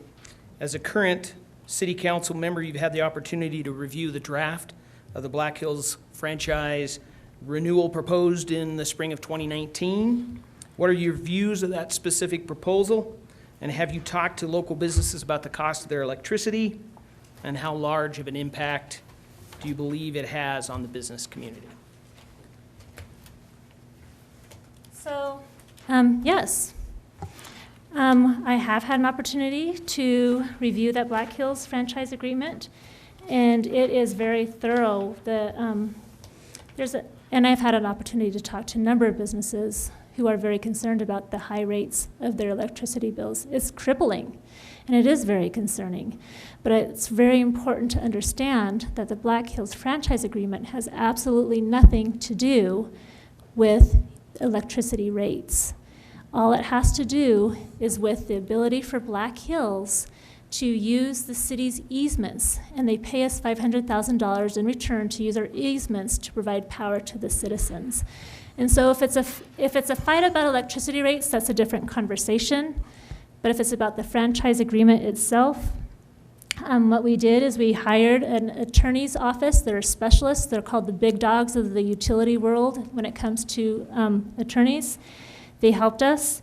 We went over 5 franchise agreements by cities that are similar in size to Canyon City. We reviewed them line by line. We compared each and every one of them and picked and chose all of the things that we felt could make a stronger franchise agreement. And then we went, when I say we, that would be Councilmember Hamrick and Councilmember Turner went head to head with Black Hills officials right to the very top with no attorneys present whatsoever to interfere with, protections. And they came up with an agreement that was really, we felt, advantageous to Canyon City. And so there's a lot of protections in there. And there's also leeways that if we were able to find alternative solutions, that we can get out of that franchise anytime that we wish. And so there's a lot of power to that franchise. And $500,000 in our budget, that is really significant for us as far as funding our basic operations of general government, but it's not contingent on us exploring better alternatives for electricity rates. Mr. Greer, you care to comment? Yeah, I've also looked at some of those reports, and Black Hills, I don't believe Black Hills pays the $500,000. I think there's a franchise fee on each one of our electric bills that pays that $500,000. And so we're really paying for that. And so I've looked at some studies, and maybe taking over the utility is not the answer. It's a possible answer. Some municipalities do that, and they do it very successfully. We can contract out the maintenance of the infrastructure, and we can contract out the billing just like we contract out our water billing. So we could do that, and we could replace the $500,000 franchise fee that our citizens pay with just the profit from selling the electricity. Now, I've got some numbers on what Black Hills pays on the wholesale market for their electricity, and probably not going to find it because it's in the middle of a lot of text, but it's about 25 to 30% of what they charge for it. So that's a pretty big margin. Now, that's not all profit. A lot of that goes to maintenance and new facilities and things of that nature. However, I do business all over the state, and I pay electric bills all over the state. And the rate that I pay here, the rate I pay for electricity is very competitive. But when I take my entire bill and I divide that by the number of kilowatt hours I use, it's among the most expensive in the state. And I opened an office in Pueblo West a year ago. That's the San Isabel Electric Cooperative. So I've been in business. I've been paying bills there for 12 months. I got a letter last month from San Isabel that said, "We made too much money. How would you like your rebate?" I never got that message from Black Hills Energy, and my rate has gone up actually 40% over the last 5 years too. So I don't begrudge them for making a profit because they're a business and they're in the business to make a profit. I think there are better alternatives for our citizens. We can reduce the rates that we pay overall and make more money for the city that we can plow back into the infrastructure that's struggling today. Thank you. Final comment? No. Okay, Ms. Smith, you had 2 minutes for your final comments, then Mr. Greer will have the same opportunity. I would just like to say in my final 2 minutes that it has been a pleasure to be working on City Council these past 4 years and being Mayor Pro Tem. It's been very enlightening, it's been invigorating, and it's been really keeping me alert and on top of things, and I love doing that. It can be difficult going through the government process. It takes time to make things happen, and I need more time to keep making things happen. We've already been getting our roads fixed. I'm so proud of getting our roads fixed. Stormwater is being addressed. We've had our small business revolution. We've had 20 miles of trails built. We have had that huge increase in development. Things are getting revitalized. Improvements are being made, and there's more to be done. Next on my list is going to the riverfront and the North Bank and start to rezone that and lure businesses to come and invest at the North Bank so we can have restaurants with outdoor seating over the river. And like I had mentioned earlier, we're going to totally revamp codes from strip them down to the bottom and build them back up in a more simple, streamlined, easy way. And it's going to be a huge job, but I have the time, I have the ability, and I have the commitment to do that. I'm not spread between Salida, Pueblo West, and Canyon City. I'm 100% here in Canyon City. I've already been averaging probably 20 hours a week serving Canyon City, pretty much volunteer work, and it's been fruitful and it's been pleasurable, and I want to be the person to help guide us through that transition with all the new council members coming on to make sure we're still moving forward. There's no backward steps, but we're looking to the future, and we're looking with hope and excitement for the things that are to come. Thank you. Mr. Greer. Well, there's an old saying that if you want something done, assign it to a busy worker. You know, I've got experience. I did it through 6 very challenging years. And you were there, Mr. Bates was there. Referring back to the financial report that came out earlier this year, the previous council increased the general fund sales and use tax by 24.6% between 2010 2016 with no sales tax increase. The current council between 2015 and the end of 2018 increased it by 15.1% with a 1% sales tax increase. So we're doing really well, but I do fear that we're losing so slowly that we feel like we're winning. We've got to be very proactive about keeping the ball moving in the right direction, and we'll never be finished. We've got to be 100% proactive. We were very business-friendly before, and now we're back into a climate where business people are asking me to come forward and run for office. I like to go on vacation. I take fewer vacations when I'm the mayor, but I want to step up and contribute back to this community because this community has done very, very well for me. Thank you. Thank you very much. Let's have a round of applause for our candidates for mayor. Well, that concludes our event for tonight, so thank you very much for attending.